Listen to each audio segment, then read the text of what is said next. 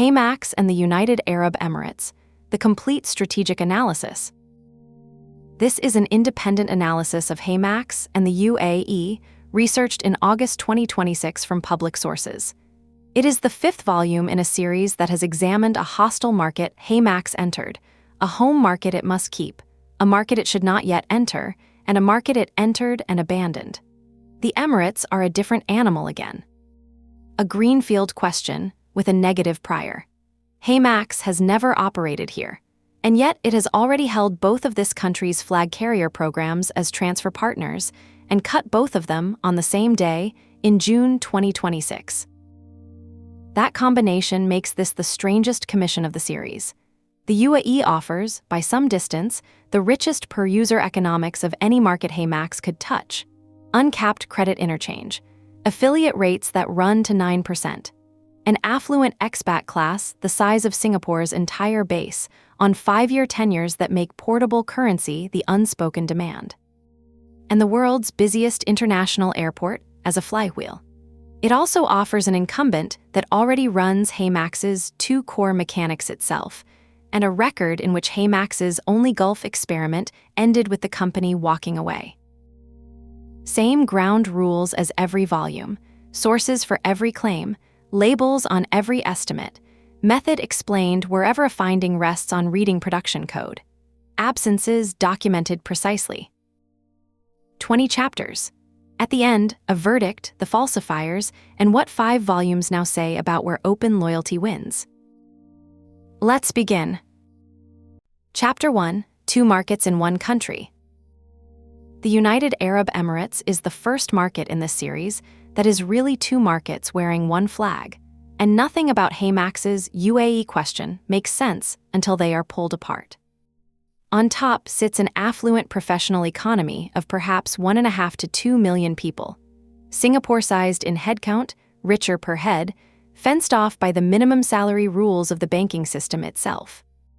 Beneath it sits the majority, millions of laborers and service workers whose wages arrive by government mandate onto payroll cards and leave the country within the month as remittances. Airline miles exist only in the upper market. And the upper market's single most important behavioral fact is that its members are, on average, about 5 years from leaving. That is my core claim.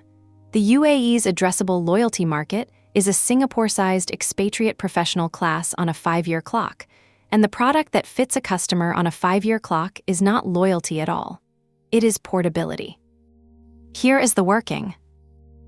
Start with the census.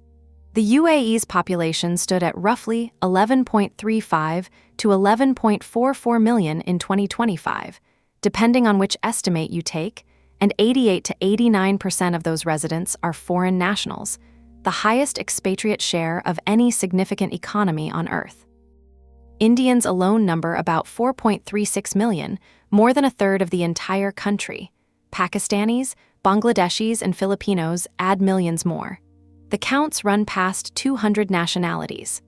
Emiratis are a small minority in their own country, cushioned by a state that does not need their consumer spending to balance its books. This is not a nation with an expat community.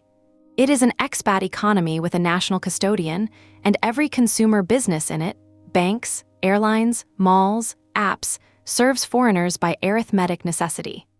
Whatever loyalty means here, it cannot mean what it means in a country where the customer expects to grow old in the market that is courting them. Now the lower of the 2 markets, because its scale is what makes the headline population number so misleading. The wage protection system, the federal mandate that private sector salaries be paid electronically, was processing more than 35 billion dirhams in monthly wages across 99% of private sector workers on the Labor Ministry's late 2025 figures. But being paid electronically is not the same as being banked. A large share of the workforce receives wages on payroll cards or through exchange houses and lives functionally outside the retail banking system. And the money does not stay. The UAE is the world's 2nd largest sender of remittances, behind only the United States, $38.5 billion of outflows in 2023 on World Bank figures, and the UAE to India corridor alone carried about $21.6 billion in 2024. For this majority, the monthly financial ritual is the exchange house counter. The relevant exchange rate is the rupee or the peso, and the household the money serves lives 4 hours flight away. A card-linked airline miles proposition has nothing to say to this market, not because it fails to count its money, but because it counts it in another country's currency. The upper market is where the entire miles economy actually lives, and the banking system has conveniently drawn its boundary for us. Premium rewards cards gate at monthly salaries of 15 to 30,000 dirhams. Behind that gate sits a population I estimate at 1.5 to 2 million people. Some analyses frame it as 1 to 1.5 million households. Both are estimates, and I label them as such: managers, engineers, bankers, doctors, and consultants drawn from those 200 nationalities. Singapore-sized, in other words, and richer per head, with English as its working language, an advantage over the Japan and Taiwan candidacies that will matter when this volume reaches sequencing. It is also a digitally modern market. Digital wallets carried about 44% of e-commerce transaction value in 2025, and cash was down to roughly 23% of consumer transactions on Visa's January 2025 figures. The affluent UAE resident is carded, apped, and travels constantly. On paper, the perfect loyalty customer. Except for the clock. The old Gulf assignment culture was 2 years and out. The modern norm has stretched to something like 5, with golden visas stretching it further, but the median expat professional still holds a return ticket, psychologically if not literally. Watch what that does to loyalty psychology. A points balance in a single airline's program is a bet that your life will keep routing through that airline's hub. For a resident who expects to be in London, Mumbai, or Sydney within 5 years, the bet reads as a tax on leaving. The perception evidence assembled in Chapter 7 will show the result verbatim: a community that has drifted to cashback, because cash is the only currency guaranteed to survive the move home. I read that evidence differently than the community reads itself. Cashback is not what this market loves. It is what this market settles for, because nobody has offered what the 5-year clock actually demands: earning that accumulates into a currency you can point at any airline, including whichever one flies to wherever home is.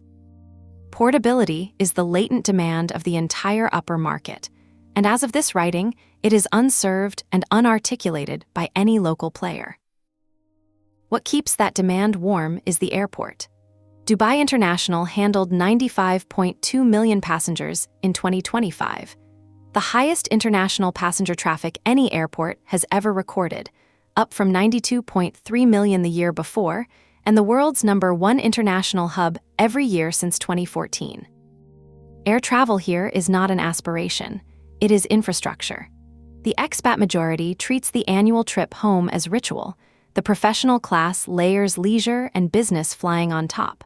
Practically every resident of the upper market boards several flights a year through one of the 2 hubs whose loyalty programs the next 2 chapters dissect. In Hong Kong, I described a city whose miles culture was dense but wounded. In the Philippines, a population that flies rarely and remits constantly. The UAE combines the frequencies. It flies like Hong Kong and remits like Manila. The 2 behaviors simply belong to different halves of the population. The split also corrects a corridor instinct carried over from the Philippines volume, and I make the correction explicitly because it changes the entry geometry. The Philippine case was a diaspora story told from the sending end. Workers abroad, money flowing home, a flag carrier program as the emotional rail. It is tempting to map that template onto the Gulf and hunt for an Emirati diaspora in HeyMax's home markets. There is none to speak of. No meaningful Emirati population in Singapore or Hong Kong is waiting for a rail back to Dubai. The UAE corridor runs the other way, twice over. The diaspora lives inside the UAE and wants currency that travels out, while HeyMax's existing Singapore and Hong Kong users fly Gulf carriers through Dubai and Abu Dhabi in the opposite direction. Both flows can be measured from Singapore without a dirham of local marketing. a fact the planned chapters will lean on hard. One more structural reading belongs on the record before the airline chapters. The two-market structure explains why the UAE's loyalty landscape looks the way Chapter 5 will find it. A vast discount and deals Bazaar serving both halves of the population, because everyone loves a bargain, and a miles economy confined to the salary-gated top, because only the top can play. It also contains a quiet irony. The tier that miles programs court hardest is precisely the tier that is leaving, and the incumbent's answer to that churn, devaluations, lock-in, tier resets, treats transients as the customer's defect rather than the product's. A market whose best customers are temporary punishes, closed currencies, and rewards open ones. Structurally, the UAE is the most portability-hungry market this series has examined. What does this mean for HeyMax? 4 things. First, honesty about size.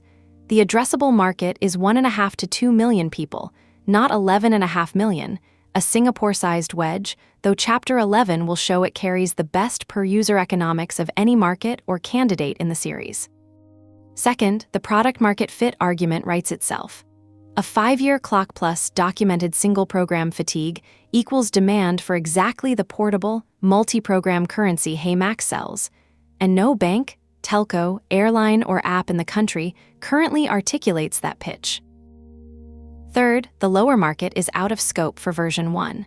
Remittance-linked earning is a genuinely distinctive UAE hook, but it drags a rewards platform toward stored value territory and the licensing questions of Chapter 12. The right first product ignores 9 million people, deliberately. Fourth, the shadow over all of it. HeyMax has already been connected to this market once. It held both UAE flag carriers as transfer partners and cut both in June 2026, the negative prior that gives this volume its title and its burden of proof. A Singapore-sized market, richer than Singapore, 7 time zones from the ops floor, already entered and exited once at the rail level. The next 2 chapters take the 2 kingdoms in turn, starting with the one that is already playing HeyMax's game. Chapter 2, Skywards Kingdom already playing HeyMax's game. In every prior volume of this series, the threat model for HeyMax was that an incumbent might someday build its product in-house. In Dubai, the incumbent already has both halves of it. Emirates Skywards, 37 million members strong, is not merely the dominant destination currency of the UAE.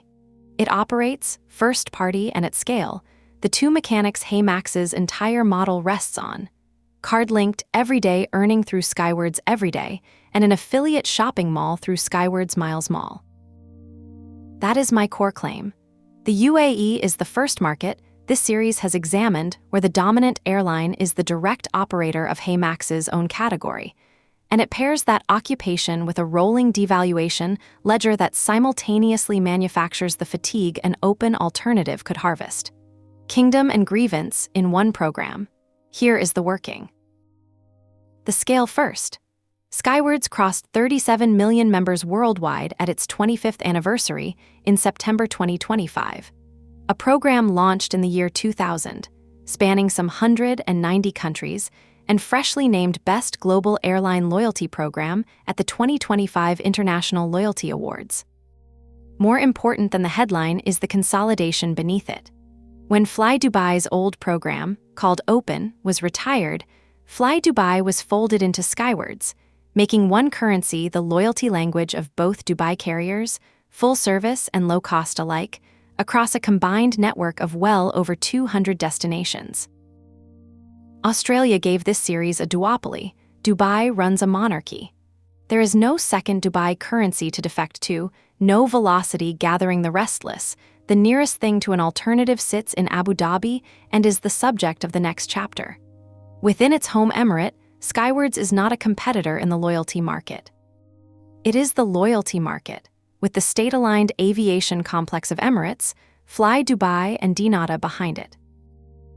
Now look closely at Skywards Everyday, because its feature list should be red cold, with the branding stripped off. It is a standalone app for the UAE in which members link up to 5 Visa or MasterCard debit or credit cards and earn Skywards miles automatically at checkout across more than 500 partner merchants. fine and casual dining, high street and luxury retail, groceries, pharmacies, beauty, at roughly 1 mile per 3 dirhams, 1 per 5 at grocery and pharmacy. The partner list runs from Kareem and Costa Coffee to Bin Sina and The Body Shop. The plumbing is Gravity, a loyalty technology platform, and the roadmap is unmistakably consumer fintech. The app recently added a miles to cashback conversion, promoted with a half-price miles offer. Read Cold, that is a card-linked, multi-merchant, everyday earn network paying out in airline currency. HeyMax's core offline mechanic, running at 500 merchants in HeyMax's candidate market, operated by the airline itself. The second mechanic is occupied too. Skywards Miles Mall is a full affiliate shopping portal. More than 3,200 global and local brands across fashion, beauty, electronics, groceries, and travel, with localized storefronts for the UAE, the United States, the United Kingdom, Australia, and India, no cap on earning, and standing promotions like 2,000 bonus miles on a first Visa transaction. For calibration, HeyMax's own global merchant catalog runs to 4,728 brands across every market it serves. The mall claims 3,200 in service of a single currency. The affiliate mall mechanic HeyMax uses to fund miles issuance is not merely present in the UAE. It is present at close to HeyMax's own scale, wearing the incumbent's livery, with the airline's brand trust and the airline's marketing budget behind it. Hold this against the earlier volumes, and the position is unprecedented. In Australia, I wrote that the incumbents had built in-house almost everything HeyMax would propose to offer them, and that a newcomer was therefore pitching a profit and loss statement rather than a marketer. Skywards is that observation taken to its limit. There is nothing left to propose. It needs no earn network, it built one. No affiliate mall, it runs one at scale. No card linkage, no lounge ecosystem, no bank distribution, 5 UAE banks already issue its co-brand cards. My partner analysis accordingly deprioritizes Skywards and the Dinata complex entirely. This is a walled garden running its own HeyMax, and the only relationship an open platform can have with it is competitive adjacency. Note the difference from Hong Kong, where Cathay's crisis years left a vacancy of energy and trust an outsider could plausibly occupy. Emirates carries no scar tissue on the brand. Its scar tissue is on the currency, and that is where the story turns. Call it the devaluation ledger and read it in sequence. January 2024, partner airline awards devalued, business class up as much as 25%. The following year's chart gated first-class awards to silver tier and above, blue members, the overwhelming majority, locked out of the aspirational cabin entirely. March 2026 brought a distance-based partner chart that made many partner awards cheaper. The ledger is not monotonic, and honesty requires recording the relief. Then, May 2026, a devaluation on Emirates' own metal of roughly 15% on first and premium economy, with round-trip awards and upgrades restructured upward. Throughout, carrier-imposed surcharges are charged in cash on top of miles, routinely several hundred to more than 1,000 dirhams on premium awards, the community's single loudest complaint. And beneath the chart changes runs the deeper shift.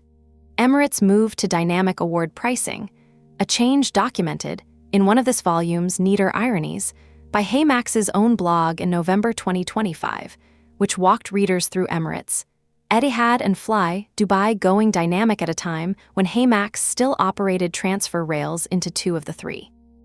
The company knew this market's pain points well enough to write the explainer. 7 months later, it cut both rails. What is a Skywards mile worth after all this?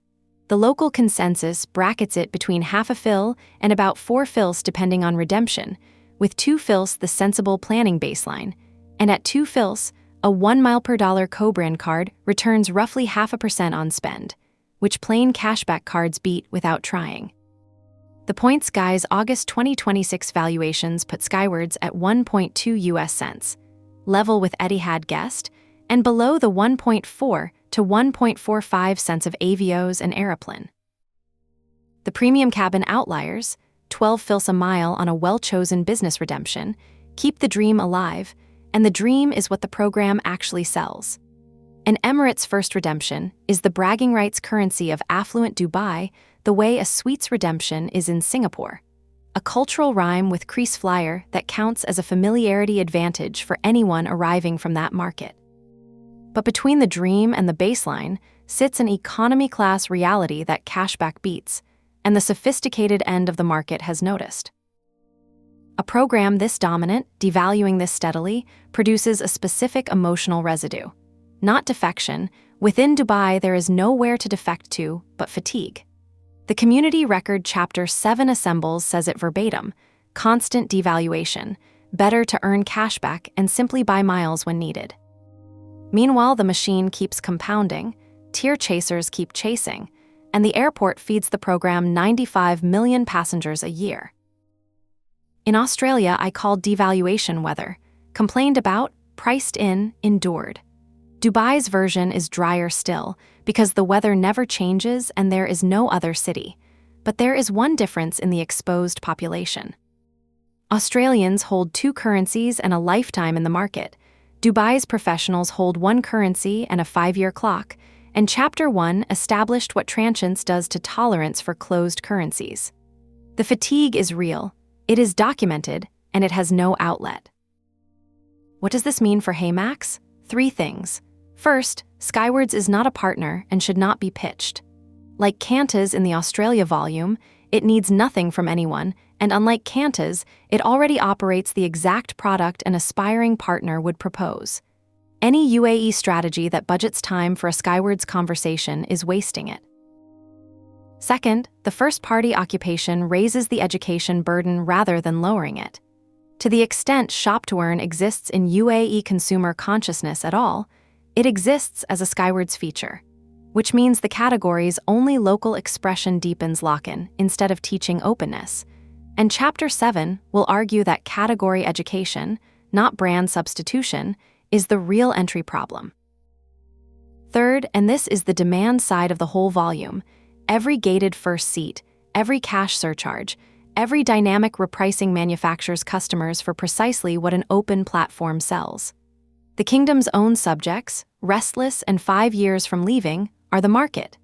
HeyMax briefly had a rail into that kingdom and cut it on the 1st of June, 2026. The kingdom will never invite an outsider inside its walls. The question the rest of this volume works is whether its subjects can be served from outside them. Next door, in Abu Dhabi, there is a program already behaving as if the answer is yes. Chapter 3, Etihad's Counterplay.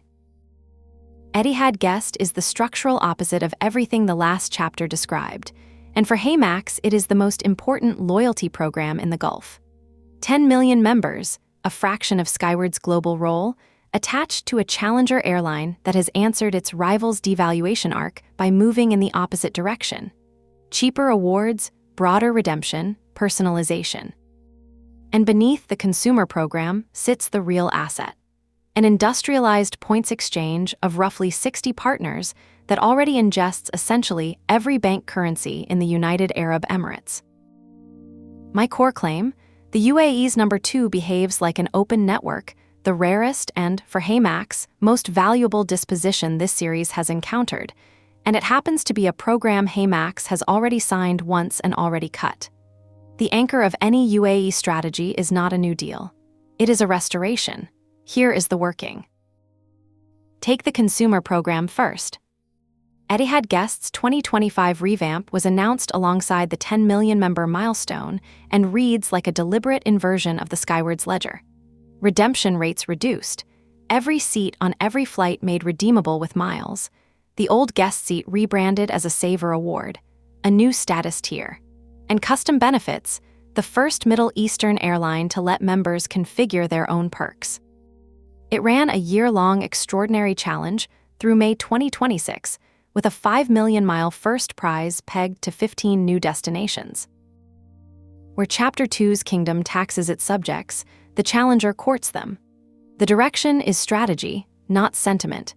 An Abu Dhabi carrier rebuilding after its costly equity alliance decade needs preference it cannot compel, and generosity is how a number 2 buys preference. Loyalty trade coverage through 2025 and 2026 consistently reads the program this way: the generous one, the improving one, the one whose changes members welcome. 2 honest qualifications before the machinery, because this series labels its enthusiasm.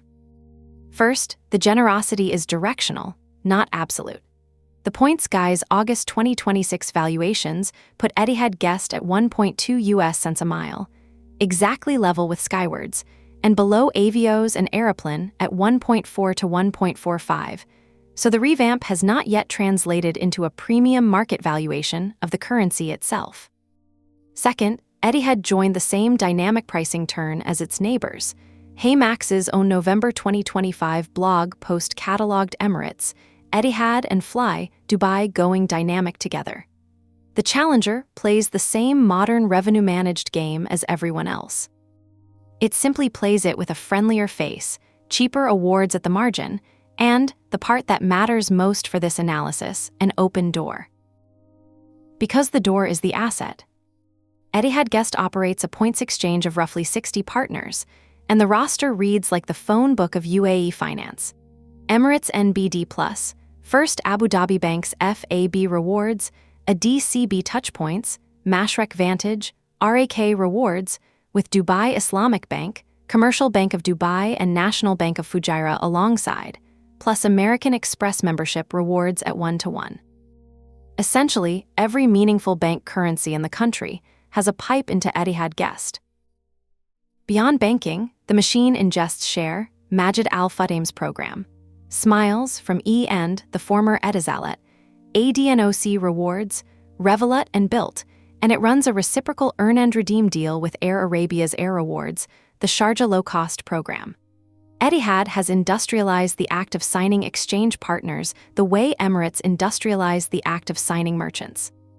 For a program built like this, a new inbound transfer partner is not a strategic decision. It is a routine one, executed dozens of times, with the plumbing and the paperwork already standing. Now the absence, which I document as carefully as the presences. Etihad runs no meaningful earnside shopping portal. Searches for an Etihad equivalent of the Skywards Miles Mall return only a redemption-oriented reward shop. There is no affiliate mall, no card-linked everyday earn network, no shop-to-earn machine wearing Etihad livery. Step back and the 2 Gulf giants have divided HeyMax's anatomy between them. Skywards occupied the earn side and closed it. Etihad occupied the exchange side and opened it. Which means the seat beside Etihad, an independent earn-side aggregator feeding an open exchange hub, is empty. That seat is HeyMax's exact shape, and as the field chapters will verify, no one in the Gulf is sitting in it. Readers of the Australia volume will recognize the geometry. My entire Australian verdict hung on velocity, the open, growth-hungry number 2, and reduced to a single conditional. No deal, no entry. Etihad is the UAE's velocity, with 2 differences that both cut in HeyMax's favor. First, where a velocity agreement would be a bespoke, effortful piece of business development against a newly listed company's crowded priorities, an Etihad agreement is a commodity the program manufactures routinely. The 60-partner machine exists precisely to sign things shaped like HeyMax. Second, where Australia required a consumer entry for the deal to matter, an Etihad rail creates value with no UAE presence at all. HeyMax's existing Singapore and Hong Kong users can transfer into Etihad Guest and Fly Gulf Metal the same week.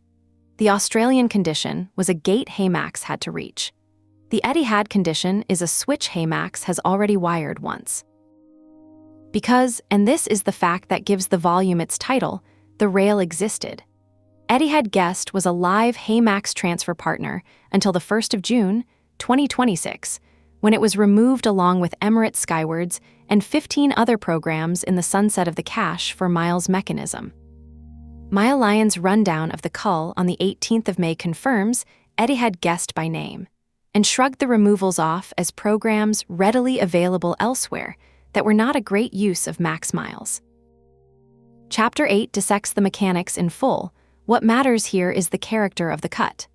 This was a cost decision inside a program-wide retrenchment. Synthetic rails priced on cash for miles economics that stopped clearing, not a relationship failure, not a partner dispute, and not evidence of zero member demand.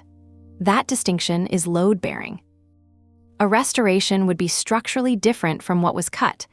A direct one-to-one transfer rail, priced sustainably, without the subsidy machinery whose arithmetic killed the first version. The negative prior says the old economics failed. It says nothing about the new ones.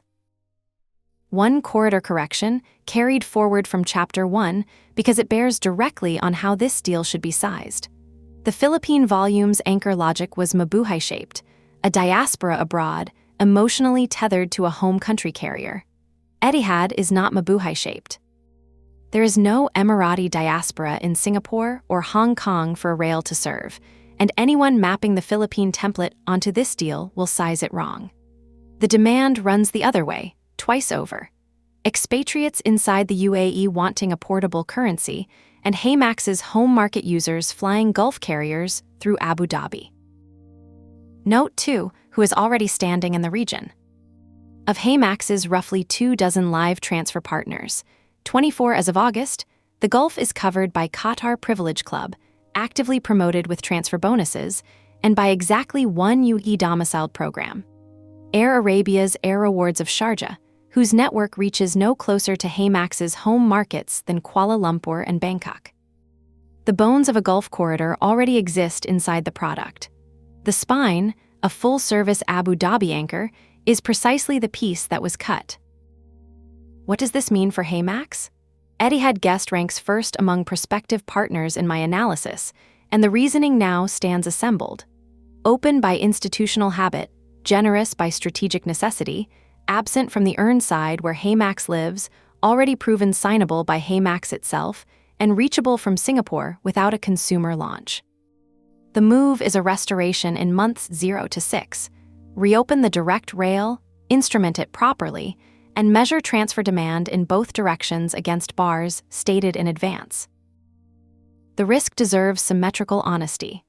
A program with 60 inbound pipes may feel no hunger for a 61st, and the answer has to be that HeyMax's pipe carries different water, Southeast Asian, travel-obsessed users that no UAE bank currency can deliver, flowing toward an airline that wants exactly that preference. If restored volumes clear the bar, the corridor thesis of the plan chapters holds and the larger entry question opens. If they do not, the UAE question largely answers itself, cheaply, quietly, without a dirham spent on entry. Either way, the deal is the experiment, and only one program in the Gulf sells that experiment off the shelf. Next, the money underneath all of it, at the richest card table in the series. Chapter 4, The Richest Card Table. The UAE operates the richest card rewards pool of any market HeyMax serves or has considered, and the wealth flows from a single regulatory fact: credit card interchange is uncapped. My core claim: this is the best-funded rewards economy in the series, and the money cuts both ways. It makes UAE banks self-sufficient rewards conglomerates that need nothing from a third-party platform, and it simultaneously makes the budgets those banks spend acquiring and retaining affluent customers the deepest per head anywhere HeyMax could operate. The card table is the funding layer beneath every other chapter of this volume. Whether an outsider eventually gets a seat at it or only a view of it is the question this chapter works. Here is the working. Start with the rule, because everything follows from it. The UAE central banks notice 1998 of 2024, effective the 1st of October, 2024, capped interchange only on domestic consumer debit and prepaid cards, 0.75% at the point of sale, 1% for e-commerce, which is still 3 to 5 times European levels. Credit was left untouched. Merchant discount rates on credit run, by my estimate from payment industry sources, around 1.5 to 2.2%, commercially negotiated, priced essentially as Visa and MasterCard see fit. 2 consequences and 1 caveat. The consequences: merchants fund a torrent of rewards value every time an affluent resident taps a card, and banks compete for that torrent with earn rates, welcome bonuses and perks unimaginable in capped markets. The caveat is a tail risk. This volume will carry all the way to its verdict. The central bank has said credit interchange remains under monitoring. The pool that funds everything could be shallowed by one notice. Prior volumes make the counterfactual vivid. Europe's cap effectively ended the rewards credit card as a species. Australia's regulated interchange thinned bankside earn and pushed the loyalty economy's center of gravity into the airline programs themselves. Part of why that volume became a story about two airline profit centers rather than a card market. The UAE sits at the opposite pole. Uncapped credit interchange on top of a population whose affluent tier spends heavily and travels constantly. Singapore is the nearest analog in the series, uncapped, competitive, miles literate, but the UAE's merchant rates and card fees run richer still. If affiliate commission is the first engine of HeyMax's economics, interchange is the sea level the whole loyalty market floats on, and nowhere in this series does it float higher. Now the table itself. 5 UAE banks issue Skywards co-brand cards: Emirates NBD, Emirates Islamic, Dubai Islamic Bank, a DIB, and HSBC. With Emirates NBD's Skywards Infinite the acknowledged flagship. Roughly 1,500 dirhams a year after a steeper first-year joining fee, a 30,000 dirham monthly salary gate, welcome bonuses up to 100,000 miles, complimentary Skywards silver status, and earn quoted the way this market always quotes it, per US dollar of spend. 1 mile per dollar locally, rising to 2 on Emirates' own site. On the Etihad side, First Abu Dhabi Bank, FAB, and a DCB push harder. Up to 3.5 miles per dollar on Etihad spend, 60,000 mile bonuses, monthly bonus drips, lounge access, miles discount vouchers. Notice the denominator trick: 1 mile per dollar is only 0.27 miles per dirham, so the per dollar convention flatters every headline rate. And notice the gates: 15 to 30,000 dirhams of monthly salary, cleanly fencing off Chapter 1's upper market. The banks have already drawn HeyMax's customer segmentation for it. Above the co-brands sits the market's one true transferable points hub, American Express Middle East, a franchised operation, and culturally a Gulf institution through its Platinum and Centurion tiers. Membership rewards transfers to roughly 16 airlines. Etihad guest at 1-to-1, Emirates Skywards at a punitive 5-to-4, the kingdom taxes even its inbound exchange rate, alongside the global majors. This matters for HeyMax less as competition than as demonstration. The top of the UAE market already thinks in transferable currency. The Amex customer who banks membership rewards and sprays them across airlines as needs arise is the proto-HeyMax customer.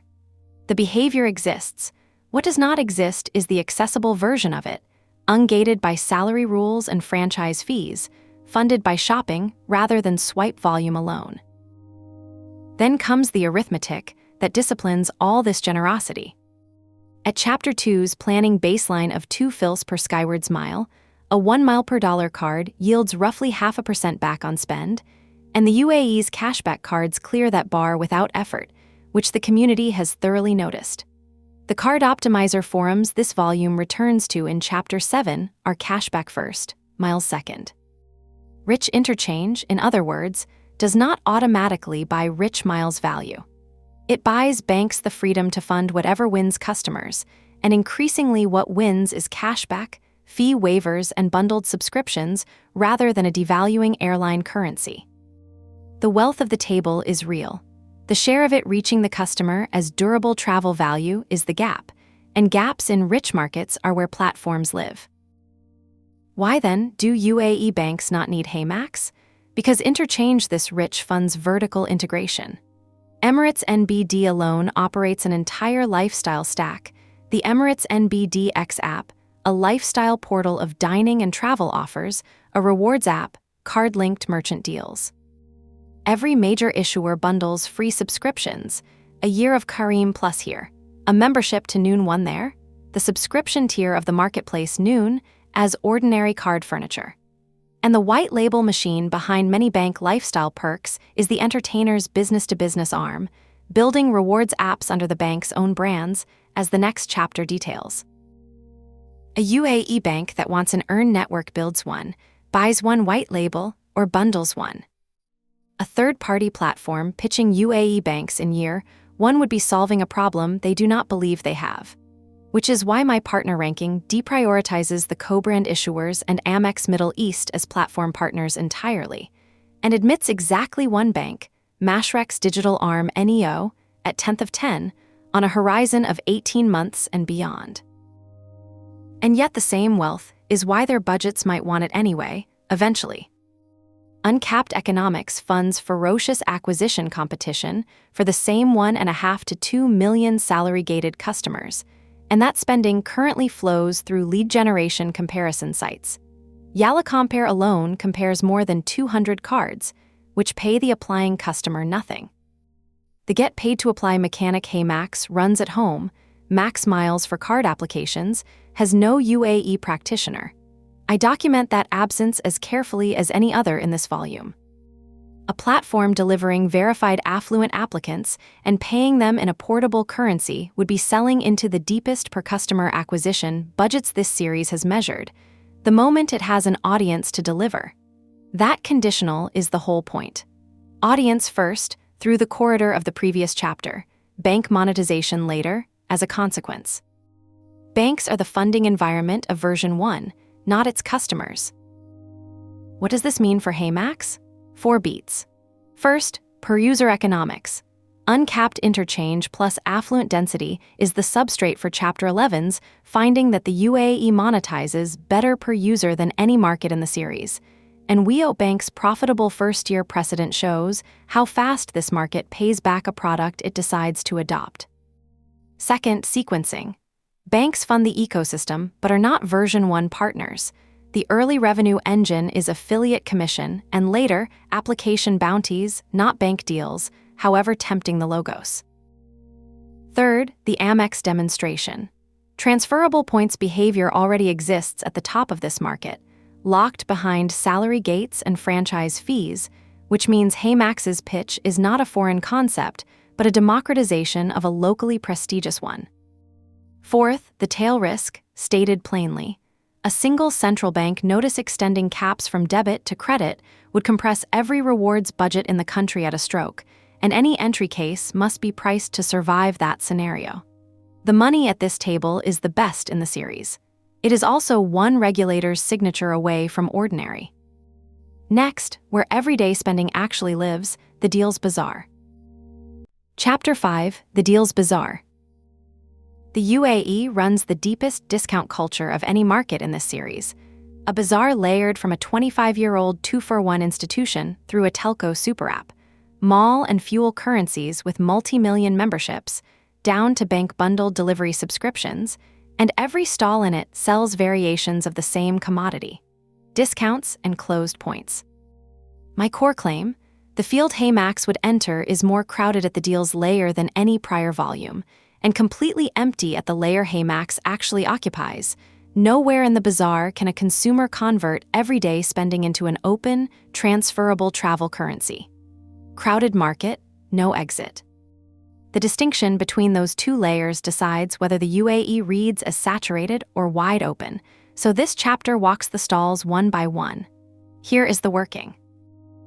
Start with the institution. The Entertainer was founded in Dubai in 2001 by Donna Benton as a printed book of buy one get one free vouchers. It went app in 2013, and Bahrain's GFH Financial Group bought 85% of it in 2018 for what the coverage called a 9-figure sum. Its scale claims run to more than 10,000 offers and over 1,000 merchants in Dubai alone at an annual membership around 400 dirhams, shareable with 3 others.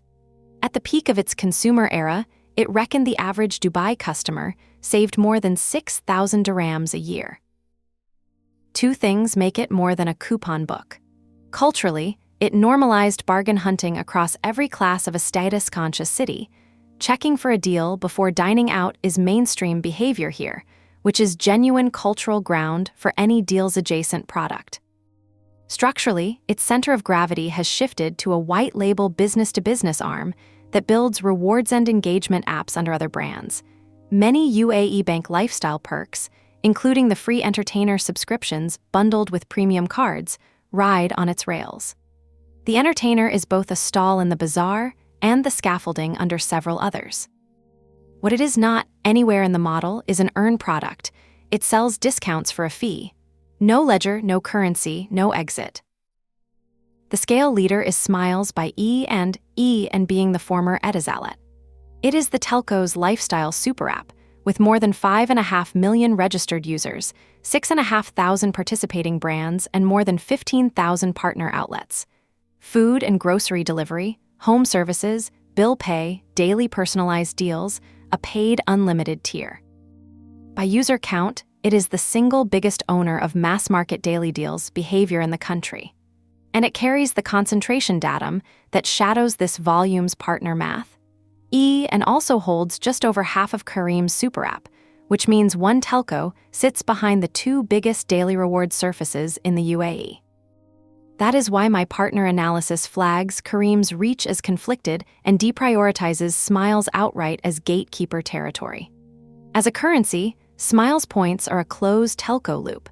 The one crack of light is that Etihad's exchange machine ingests them, proof that conversion appetite exists, one airline deep and no further. Then the conglomerate currencies, each a small nation.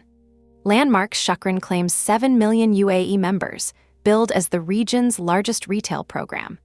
ADNOC Rewards holds more than 2.5 million and is now two-way convertible with Shukran in what the pair market as the region's largest loyalty collaboration, roughly 9.5 million combined accounts.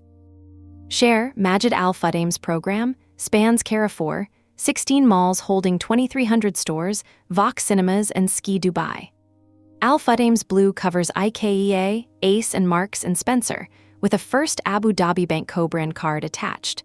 Emaar runs U by Emaar across its hotels and attractions. Every conglomerate that owns the place's residents shop has enclosed its foot traffic in a points scheme. Everyday earn, in other words, is not white space in the UAE. It is a stacked field of telco, mall, fuel, and airline-owned programs, several of them larger by membership than the entire addressable affluent market Chapter 1 measured. The newest stalls sell membership rather than discounts. Careem Plus, at 29 dirhams a month, wraps ride cashback, free delivery, and more than 700 restaurant deals. Noon One does the same for the marketplace Noon. Talabat Pro does it for food delivery. Talabat itself listed, profitable, and holding nearly half of Dubai's food delivery market. The strategic tell is who pays. The banks. Premium cards bundle Careem Plus and Noon One free as standard furniture, which means the discount layer is increasingly a giveaway riding on the interchange economics of the previous chapter. The Bazaar's incumbents have stopped competing on discount depth and started competing on ecosystems, locked, subscribed, bank subsidized. For a would-be entrant selling yet another sheet of coupons, the marginal price of admission is now zero, set by competitors who do not need the revenue. The Bazaar also keeps its memento mori on display. Carbone, the 2010 Groupon of the Gulf, is still alive, selling spa days at 70% off and defending a daily deals franchise that stopped growing a decade ago, a survivor, not a business anyone envies. Wafarha works the same seam, smaller. The lesson is the one every daily deals market eventually teaches. Discounts commoditize, deal fatigue is real, and merchant tolerance for margin destruction is finite. A market this fond of bargains has already run the pure discount experiment to its natural end and posted the result. Anyone entering the UAE with deals as the product, rather than deals as the doorway to something else, is applying for Carbone's future. Now stand back and inventory what the whole Bazaar sells. Paid discounts, the entertainer. Closed points, Smiles, Shukran, Share, Blue, ADNOC, U by Emaar. Bundled perks, Careem Plus, Noon One, Talabat Pro, what no stall sells, earning that leaves the ecosystem. The only quasi-exceptions are the airline's own machines. Skywards Everyday and the Miles Mall lock earn into one currency. As Chapter 2 showed, and Etihad's exchange grants a handful of closed currencies a single airline exit, as Chapter 3 showed. The thing a 5-year clock expatriate actually wants: spend anywhere, accumulate one balance, pointed at whichever airline flies home, is sold nowhere in the Bazaar and, as the next chapter verifies methodically, nowhere in the wider Gulf. The crowd and the vacancy are the same finding, viewed from different altitudes. The contrast with earlier volumes sharpens the point. In Singapore, Shopback had spent a decade teaching consumers that shopping could pay you back, so HeyMax's arrival there was an upgrade to a known behavior. The category education came prepaid. In Australia, the Bazaar's equivalent was the incumbent's own shopping portals, wired into currencies the whole country already held, so the behavior and the currency arrived together. The UAE Bazaar has trained 11 million people to expect deals from apps, and has never once shown the affluent 2 million among them an earn ledger denominated in something portable. That is why Chapter 7 will argue that the entry problem here is category education rather than brand substitution. The behavior HeyMax monetizes is universal in the UAE. The category it sells is unheard of. What does this mean for HeyMax? 3 beats. First, do not enter the Bazaar as another stall. Discounts are commoditized, bank subsidized down to free, and Kabon is the posted endgame. A deals-led UAE launch would be competing on price against incumbents who give the product away. Second, position above the Bazaar, not in it, the open currency exit layer, and reframe the crowd as inventory rather than competition. Several stalls are prospective partners, with Talabat and Share ranking 3rd and 4th on my partner list, and Etihad's exchange already proving that conglomerate currencies will interconnect when a credible pipe exists. Third, respect the gatekeepers. And behind both Smiles and Kareem means the 2 biggest consumer surfaces in the country carry structural conflict, and the plan chapters root around them accordingly. The Bazaar's final paradox is the hinge of this volume.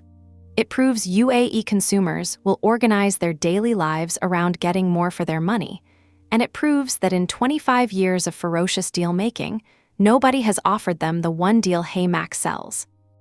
Whether that absence is an invitation or a warning, whether the seat is empty because nobody thought to sit in it, or because it cannot hold weight, is the question of the next chapter. Chapter 6, The Empty Seat Gulf Edition. The core claim first. As of August 2026, no third-party platform anywhere in the UAE or anywhere in the Gulf Cooperation Council converts everyday shopping into a transferable, multi-airline currency. The seat HeyMax built its Singapore business on is not merely open in Dubai. It is open across an entire region of chronically airborne consumers. I verified this absence as carefully as I have verified any presence in this series. And then I spent the rest of the chapter interrogating it, because an empty seat is a datum, not a prize. Seats sit empty for reasons, and some of those reasons eat entrance. First, the verification, because a claimed absence is only as good as the sweep behind it. Shop to Earn exists in the UAE, but only first party, and only for one airline. Emirates runs both halves of HeyMax's model itself.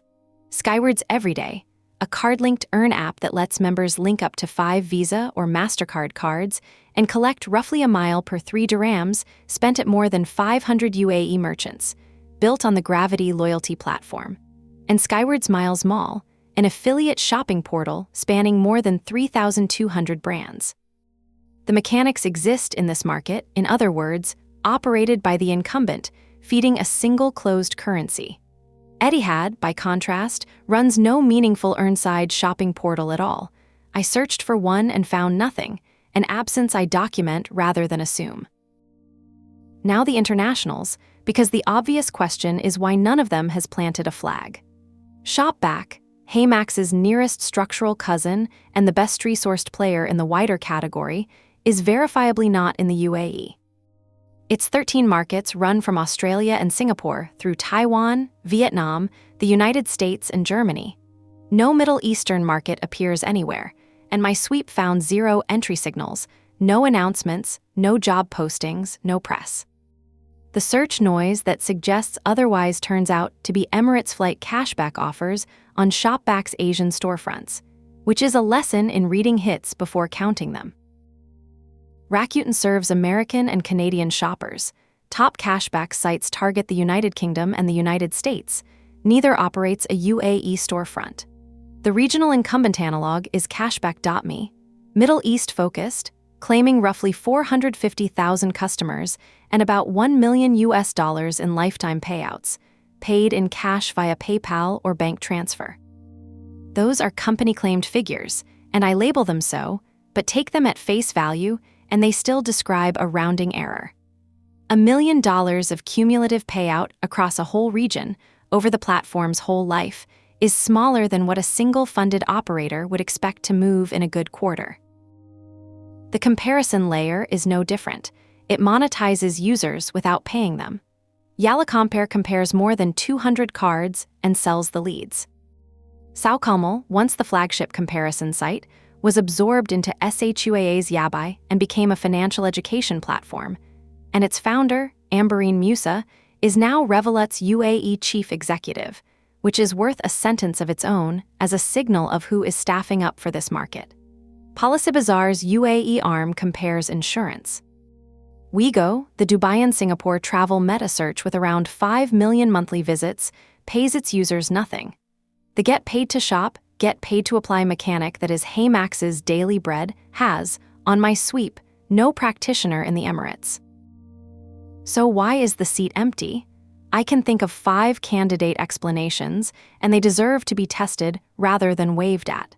The first is that affiliate economics are too thin to fund rewards. This one I can reject on the evidence.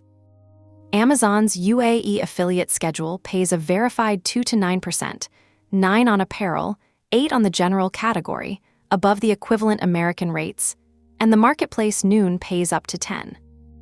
A 7 to 9% commission funds 3 to 5 miles per US dollar with margin to spare, and all of it sits on top of the richest card rewards pool of any HeyMax market or candidate, because UAE credit interchange is uncapped. The economics fund this model better here than anywhere HeyMax currently operates. Whatever kept the majors out, it was not the arithmetic. The second explanation is market size, and it earns half a point.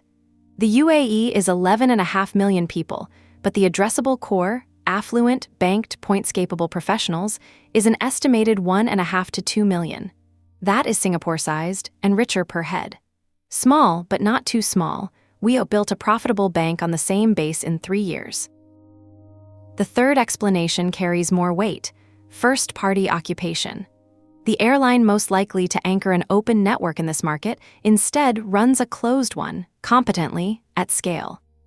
Skywards Everyday and Miles Mall occupy the shop-to-earn behavior without ever offering the open currency exit, and a rational global entrant looking at Dubai sees the incumbent already holding the ground. The fourth is closed ecosystem gravity. As the previous chapter walked through, the deal's oxygen in this market is consumed by closed systems.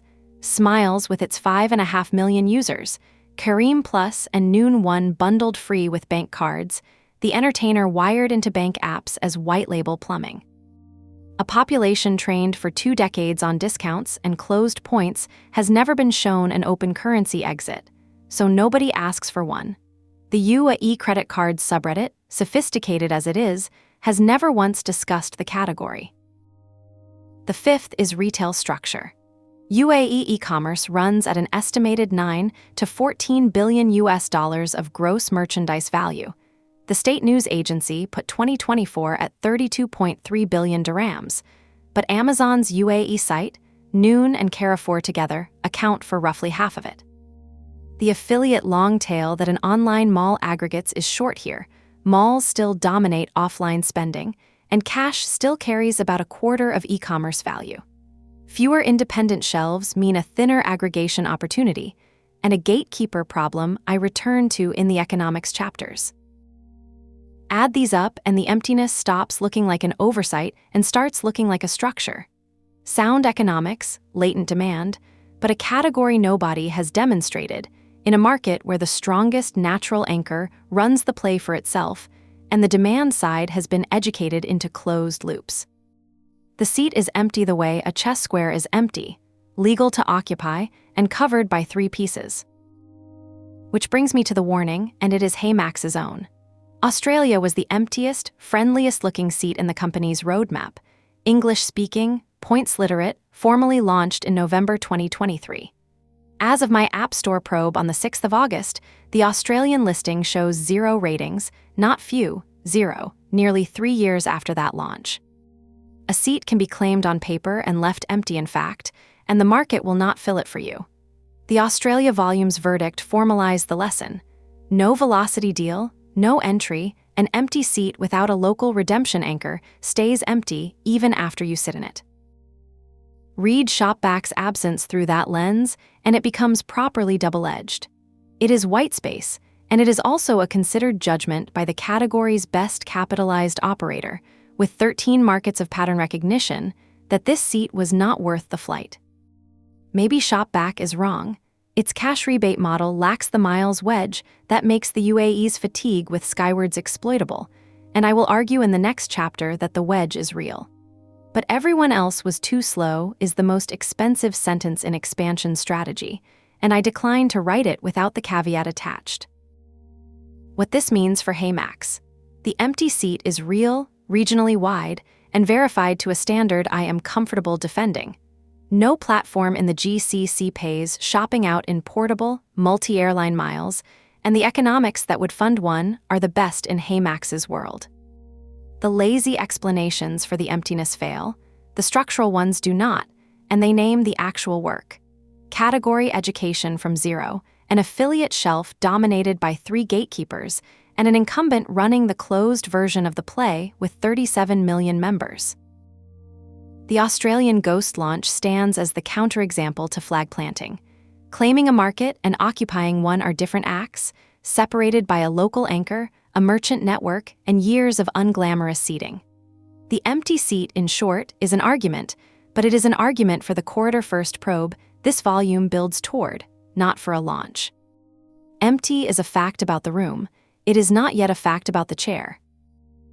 Chapter 7, Skywards Fatigue and the Trust Market. The core claim first. The UAE consumer HeyMax would court is already convinced of HeyMax's founding argument that single airline loyalty is a bad deal and is acting on that conviction by defecting to cashback. The persuasion problem is not the disease. Residents have diagnosed it themselves, in public, in writing. The problem is the cure. Nobody in this market has ever seen a shop-to-earn platform paying out portable miles, and in the UAE, trust in a new financial adjacent brand is earned through licensing and localization, not marketing. This chapter is about those two facts, the fatigue that opens the door and the trust bar standing behind it.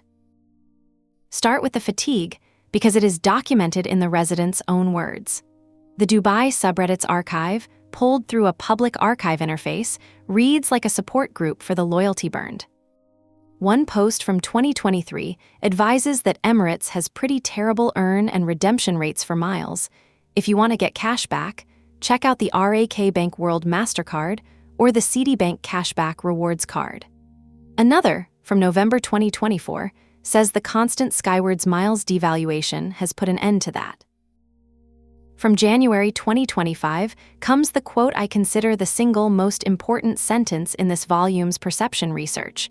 Quote, "It's really failing at what is supposed to be the main purpose, to get miles. Better to get cash back on random credit cards and buy miles." Unquote. And from September 2024, on Skywards paid Blue enrollment. For the low fee of 700 dirhams per year, you have the privilege to pay for something that's free. These are not loyalty-apathetic consumers. They are loyalty-literate consumers who have run the numbers and concluded that the house currency is rigged. Their arithmetic is correct, which matters. The devaluation ledger from Chapter 2 bears repeating in compressed form. Partner Business Class awards up 25% in January 2024. First, and Business up roughly another 15% with round-trip restructuring in May 2026. First Class gated behind Silver status, cash surcharges layered on. And per HeyMax's own blog of the 4th of November, 2025, of all sources, Emirates, Etihad, and Fly Dubai all switched to dynamic award pricing.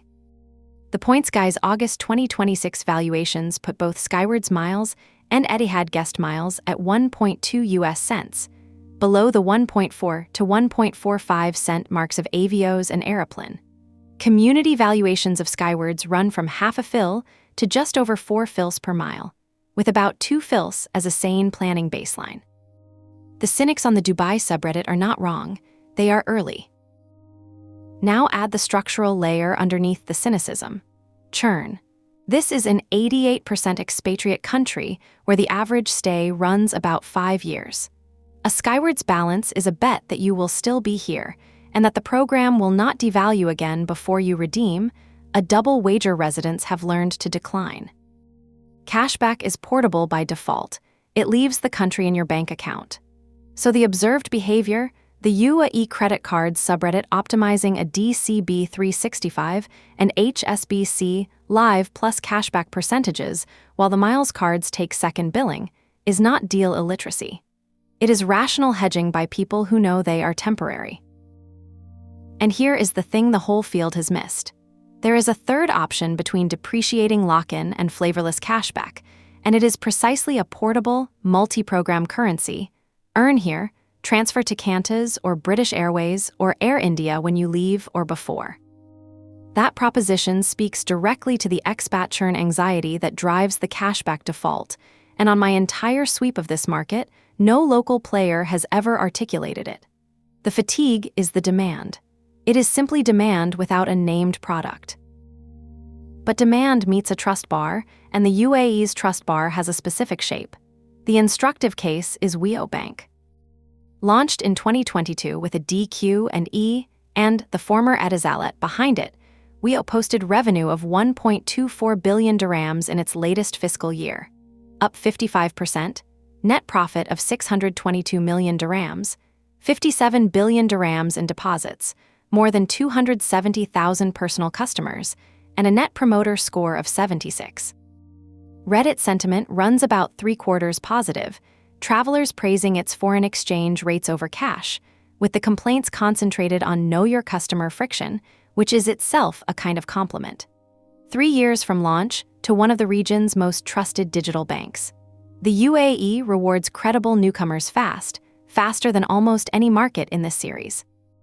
Note the caveat for later chapters, though Weo's cap table, E and plus First Abu Dhabi Bank, makes it a conflicted precedent rather than a pure outsider's win. The second instructive case is Zand, and what matters is what counted as news. Reuters covered its full banking license from the UAE Central Bank in July 2022 as the story itself. Licensure is the trust event in UAE consumer fintech. The regulator's stamp, the central bank or the securities regulator, depending on the activity, is what converts an app into an institution in the resident's mind, in a way that App Store ratings and influencer posts do here far less than they do in Southeast Asia.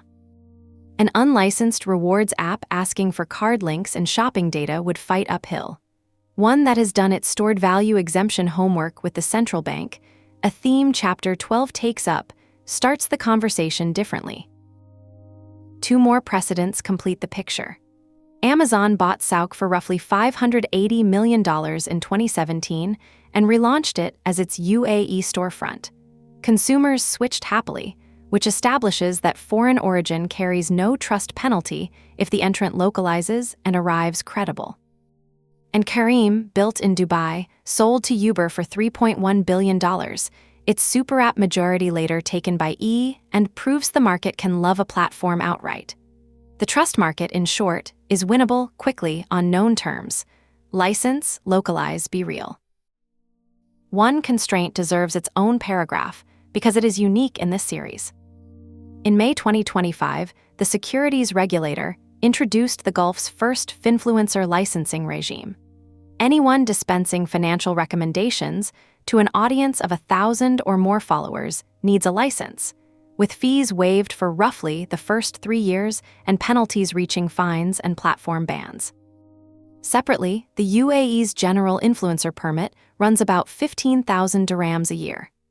A shopping rewards app can probably position outside financial recommendation territory with care, but any ambassador program, the exact engine HeyMax Road in Singapore, is a regulated act here. That cuts both ways. It raises the cost of the playbook, and it builds a moat for whoever runs the playbook properly first, because the licensed voice in an empty niche inherits the niche. Which brings me to what I believe is the true entry problem, and it is not competition. It is a blank spot in the collective mind. The UAE credit card subreddit is active, daily, and sophisticated, fee waiver math, welcome bonus stacking, lounge access optimization, exactly HeyMax's kind of audience. And in the sampled corpus, shop-to-earn portals are not criticized, not compared, not dismissed. They are simply never mentioned, not HeyMax, not Shopback, not even the local cashback.me. In Singapore, HeyMax entered a market that Mile Lion had spent a decade educating. The category existed, and the fight was for share of it. In the UAE, the category does not exist in consumer awareness at all. The task is not brand substitution, but category education, teaching a cashback-first, devaluation-scarred 5 years and out population that a third kind of reward exists. That is slower and more expensive than competing, and it is also, for the first credible mover, entirely proprietary. Whoever teaches the category owns its vocabulary. What this means for HeyMax: the perception ground could hardly be better prepared for the argument and worse prepared for the product. Residents have already rejected Skywards lock-in in exactly the terms HeyMax's pitch requires: devaluation, dynamism, distrust, and their cashback default is a hedge against churn that a portable multi-airline currency answers better than cash does. That is the open door. The trust bar behind it is real but legible. WEO proves speed, Zand proves the license is the story, the Amazon and Sauk handover proves foreignness is forgivable, and the Finfluencer regime prices the ambassador channel. None of this argues for arriving loudly. It argues for arriving licensed, localized, and patient enough to teach, because the market's fatigue is HeyMax's argument, but the market's blankness is HeyMax's bill, and the bill comes due in education before a single mile is transferred. Chapter 8: The record is negative, not empty. The core claim first. The UAE is the first market in this series where HeyMax's record is not a blank page but a subtraction. HeyMax held both of the UAE's flag carrier programs, Emirates Skywards and Etihad Guest, as live transfer partners, and removed both on the same day, the 1st of June, 2026. Every prior volume asked what HeyMax had done in the market under study and found silence. No partners in the Philippines, a ghost launch in Australia, an acquisition in Hong Kong. Here, for the first time, the company has already tried the thing this volume is evaluating and untried it. That changes the epistemics of everything that follows. An empty record is compatible with any hypothesis. A negative record is evidence, and evidence has to be weighed for what it actually proves. The facts, precisely. On the 18th of May, 2026, Mile Lion published the piece that fixed the record. HeyMax was ending its Cash for Miles program and removing 17 partners, effective the 1st of June. The enumerated list ran to 14 airline programs: Aeroplan, Alaska, American AAdvantage, British Airways, Frontier, Hainan, LifeMiles, Qantas, Thai, Turkish, United, Virgin Australia's Velocity, and both Emirates Skywards and Etihad Guest, plus Hilton, Marriott, and Hyatt on the hotel side. I owe the reader a correction here, and the voice rules of this series require it be made openly.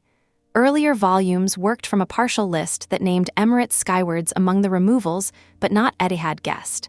The full enumeration upgrades the finding, and the upgrade matters strategically. HeyMax did not drop one UAE carrier in a house cleaning. It held both, the entire flag carrier loyalty apparatus of the country this volume is about, and cut both, simultaneously in a single stroke. Now the mechanics, because cut without mechanism invites the wrong conclusions. What follows is my reconstruction, labeled as such, assembled from the program's own name, from what survives in the merchant data, and from the canonical finding that the removals were cost-driven rather than relational. Cash for Miles was, on the evidence, a synthetic rail. The 17 partners rode a machinery in which transfers were fulfilled commercially. Cash paying for partner miles, rather than through natively negotiated program integrations of the kind that back the surviving roster. The TEL still sits in HeyMax's merchant catalog today. A listing called Etihad Guest Miles Purchase remains on the books as an earn merchant, paying 1.25 miles per dollar to members who buy Etihad's miles through Etihad's own point sale funnel, the plumbing of a miles retail relationship, visible from outside, flagged with the word ignore in the data but never deleted. A rail like that lives or dies on its spread, and by 2025 the spread was dying. HeyMax's own aeroplane guide of the 4th of November, 2025, told its readers, quote, "Just this year, we saw Emirates, Etihad, United, and Fly Dubai switch to dynamic award pricing, meaning that you'll get inflated pricing for reward seats in most cases." Unquote. Read that sentence carefully. Months before the cut, HeyMax's own editorial voice was arguing that the Gulf program's redemption value was deteriorating. When the value of the thing you retail falls while your cost of stocking it does not, you stop stocking it. On the 1st of June, 2026, HeyMax stopped stocking it. The community's reaction is its own data point. Mile Lyon's contemporaneous verdict on the 17 was a shrug. He wrote that he was not really concerned about those partners because they were either readily available elsewhere or not a great use of max miles in the first place, with Skywards and Etihad Guest filed squarely in that bucket. No outcry, no petition threads, no exodus. The Singapore and Hong Kong base, the only base HeyMax has, did not value the Gulf rails enough to mourn them. And the fossil record confirms how quietly it all passed. HeyMax's Chocolate Finance Partnership post still carries the pre-cut copy. Partners include American Airlines AAdvantage, Emirates Skywards, World of Hyatt, Marriott Bonvoy, and more uncorrected months later. A stratum from the era when Skywards was a partner, left in place because nobody inside or outside the company cared enough to update it. So what does cut for cost actually prove? 3 things, I think, each worth stating plainly. First, it proves the rails existed, that HeyMax has already operated Gulf transfer partnerships, moved members' value into Skywards and Etihad Guest, and run the operational plumbing. Whatever a UAE re-engagement would require, it would not be HeyMax's first contact with these programs. The company has institutional memory here, including memory of the invoices. Second, it proves that demand at the prices HeyMax faced was insufficient to carry the cost, from a Singapore and Hong Kong member base, through a synthetic rail, against deteriorating redemption values. Third, and this one reads in HeyMax's favor, it proves the company will close an unprofitable rail cleanly rather than bleed on it. The cut belongs to the same tightening arc the Singapore volume documented, the discipline of a roughly 30-person company choosing its costs. Sentiment did not save the Gulf partners, and sentiment does not run this company. In an expansion analysis, that is a feature. Now the harder question, what does the cut not prove? It does not prove that UAE demand for HeyMax is weak, because UAE demand was never tested. As the next chapter establishes in production code detail, UAE residents could not then and cannot now register for HeyMax at all.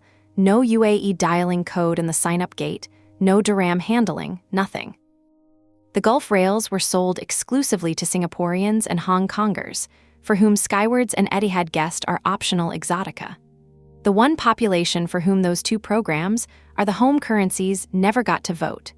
Concluding from this cut that the UAE market rejected HeyMax would be like concluding nobody wants umbrellas because they failed to sell in the desert.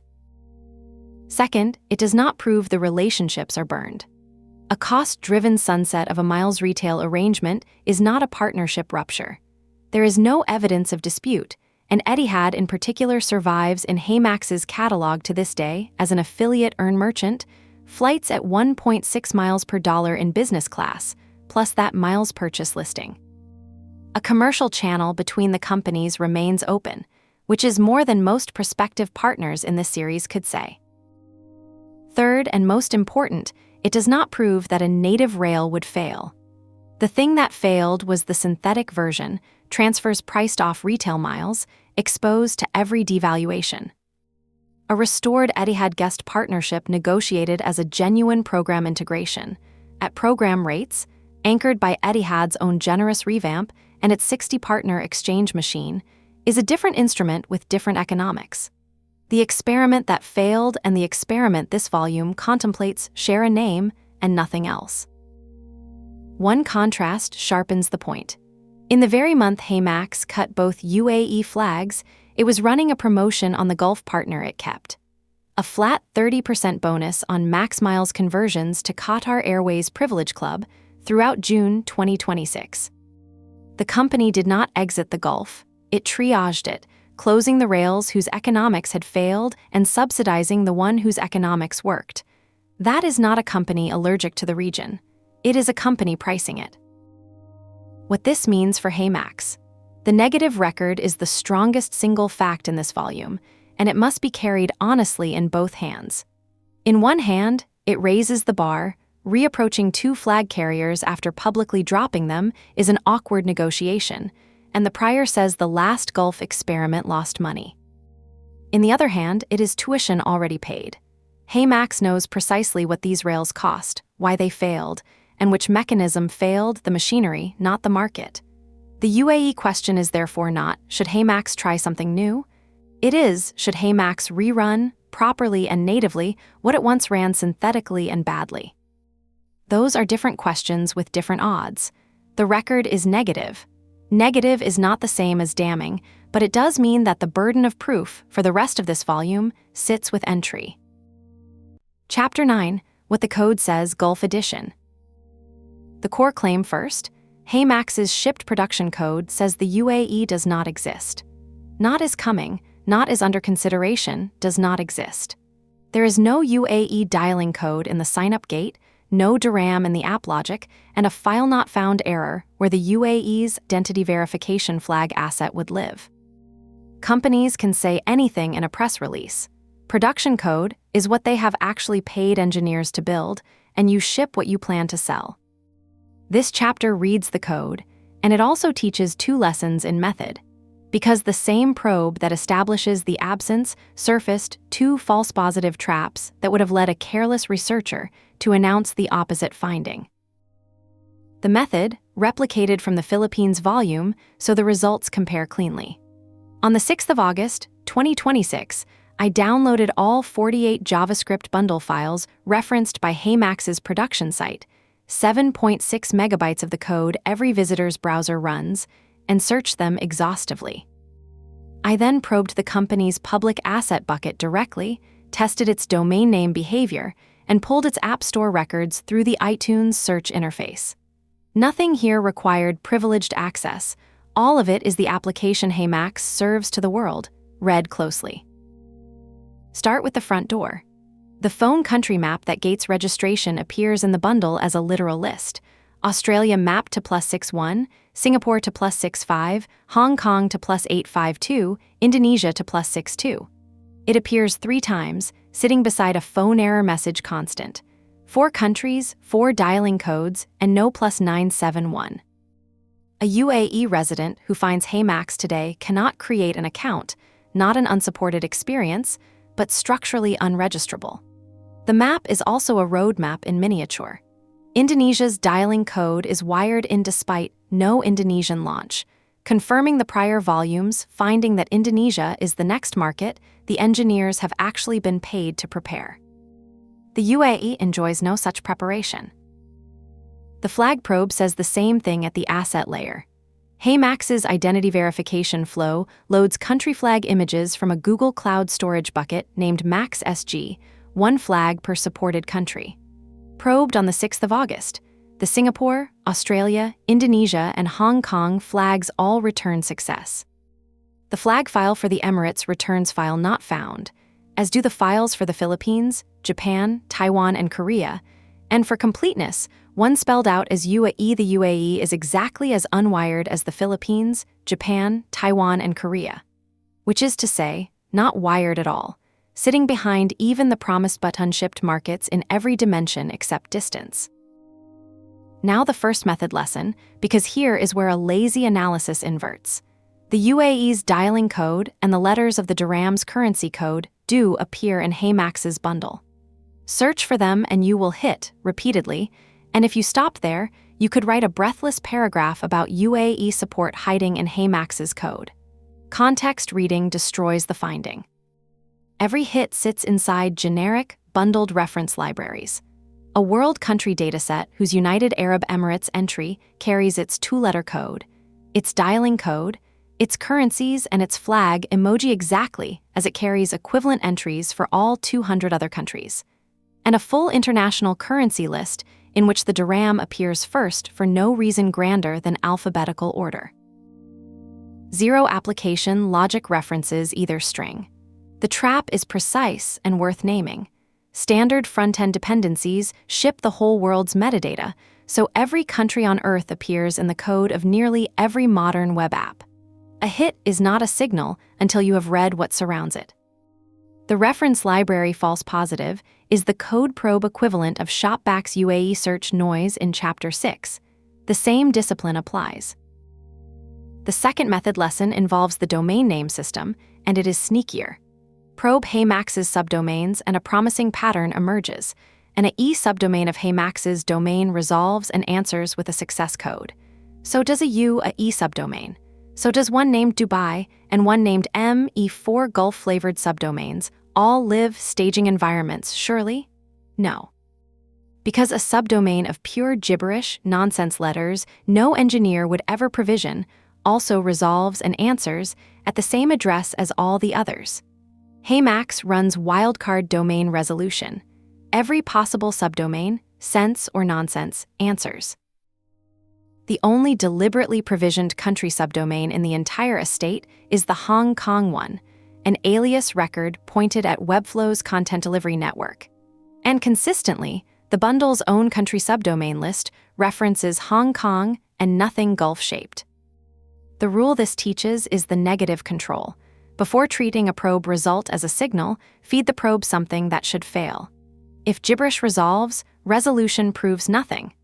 Anyone citing the e subdomain as evidence of UAE staging, and in a diligence context someone eventually would, is reading the wildcard.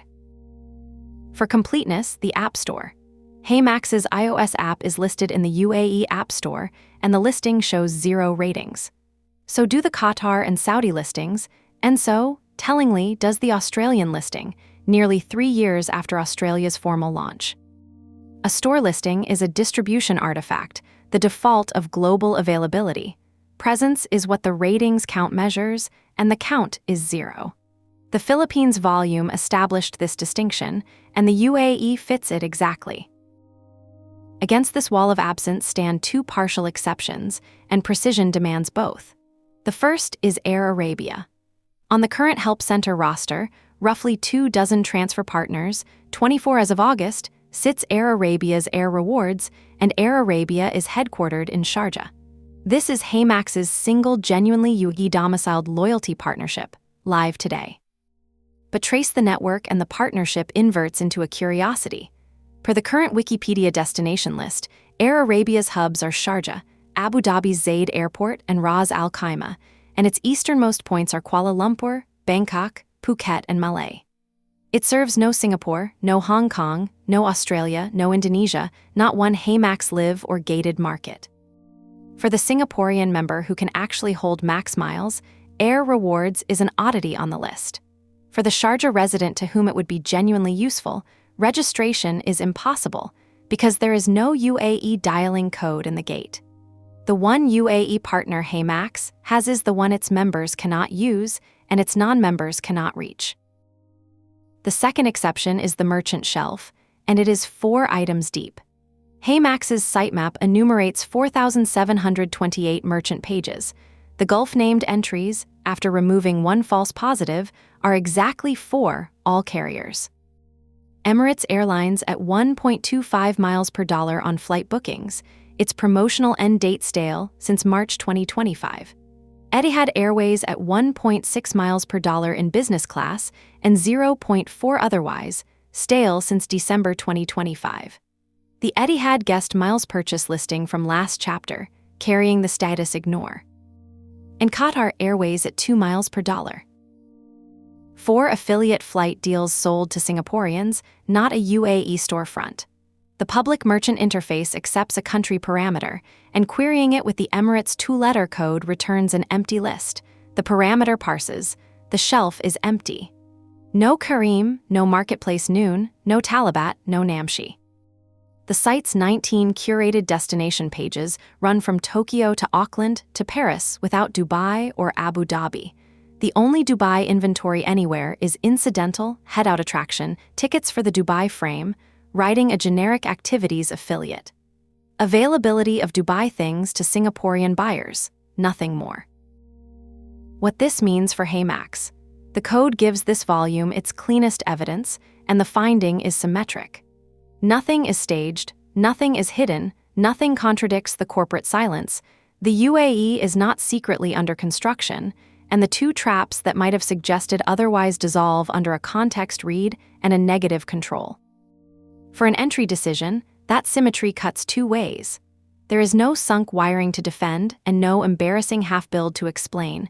There is also no head start whatsoever. A UAE dialing code in the gate, an Emirates flag asset, DRAM handling, a UAE merchant shelf, a Dubai destination page, every rail is a new build, purchased from a roughly 30-person engineering roster that already owes Japan, Taiwan, and a real Australia. The code says the UAE does not exist. The strategic question is whether anything in the next chapters justifies changing the code. And the honest baseline, established here, is that today the answer written in JavaScript is no. Chapter 10, The Bridges That Exist. The core claim first. After 2 chapters of subtraction and absence, 3 real bridges connect HeyMax to the UAE today, a lead investor with a UAE office, a live transfer partner whose lounges at Dubai and Abu Dhabi airports are the one place Max Miles value already physically lands on Emirati soil, and an actively promoted Qatar rail that carries Gulf Corridor demand right now. None is a market entry, all are load-bearing. And alongside the bridges, this chapter makes the volume's most important correction. The corridor logic that justified HeyMax's Philippine Airlines play does not transfer to the Gulf. The UAE corridor runs the other way, outward from expats living in the Emirates, not homeward from a diaspora abroad, and getting that direction right changes what any Gulf strategy is for. Bridge 1 is institutional. Peak 15 Partners, the lead investor in HeyMax's January 2026 Series A round, lists its offices on its own site as the United States, India, Singapore, and the UAE. I verified that listing directly on the 6th of August, 2026.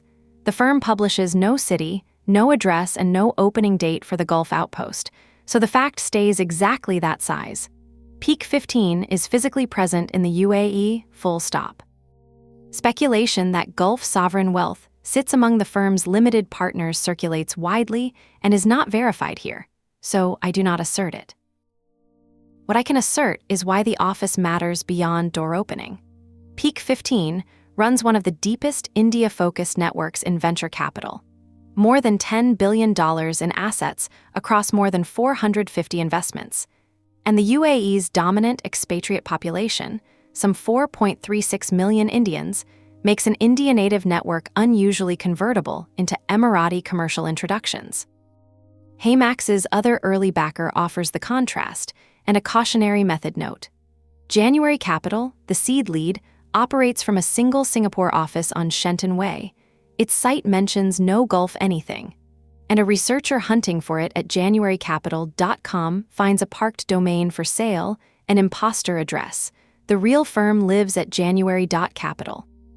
Small trap, same lesson as the wildcard subdomains. Verify the artifact before citing it. Bridge 2 is physical, and I find it the most evocative fact in the volume. Plaza Premium's Smart Traveler program is a live Max Miles transfer partner.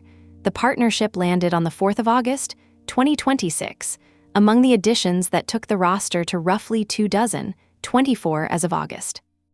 Plaza Premium's own site lists lounges at Dubai International, the world's busiest international airport with 95.2 million passengers in 2025, and at Zaid International in Abu Dhabi, plus a deep Saudi roster from Riyadh to Madinah and Muscat and Amman besides. Connect the dots.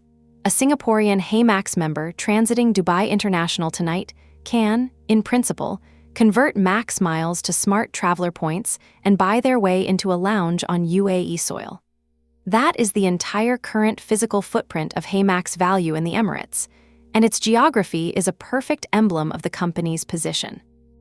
The value lands airside, in the transit corridor, available to a foreigner passing through. It cannot follow that traveler past immigration, because past immigration there is no merchant shelf, no sign-up gate, no anything. HeyMax is present in the UAE's airports and absent from the UAE.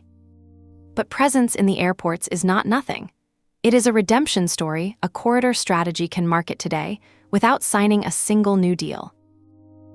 Bridge 3 is the rail that survived the cut. Qatar Airways Privilege Club remains a live transfer partner, and not passively. Through June 2026, the very month the Skywards and Etihad guest rails died, HeyMax ran a flat 30% bonus on Max Miles conversions to Avios in Privilege Club, credited by the end of July.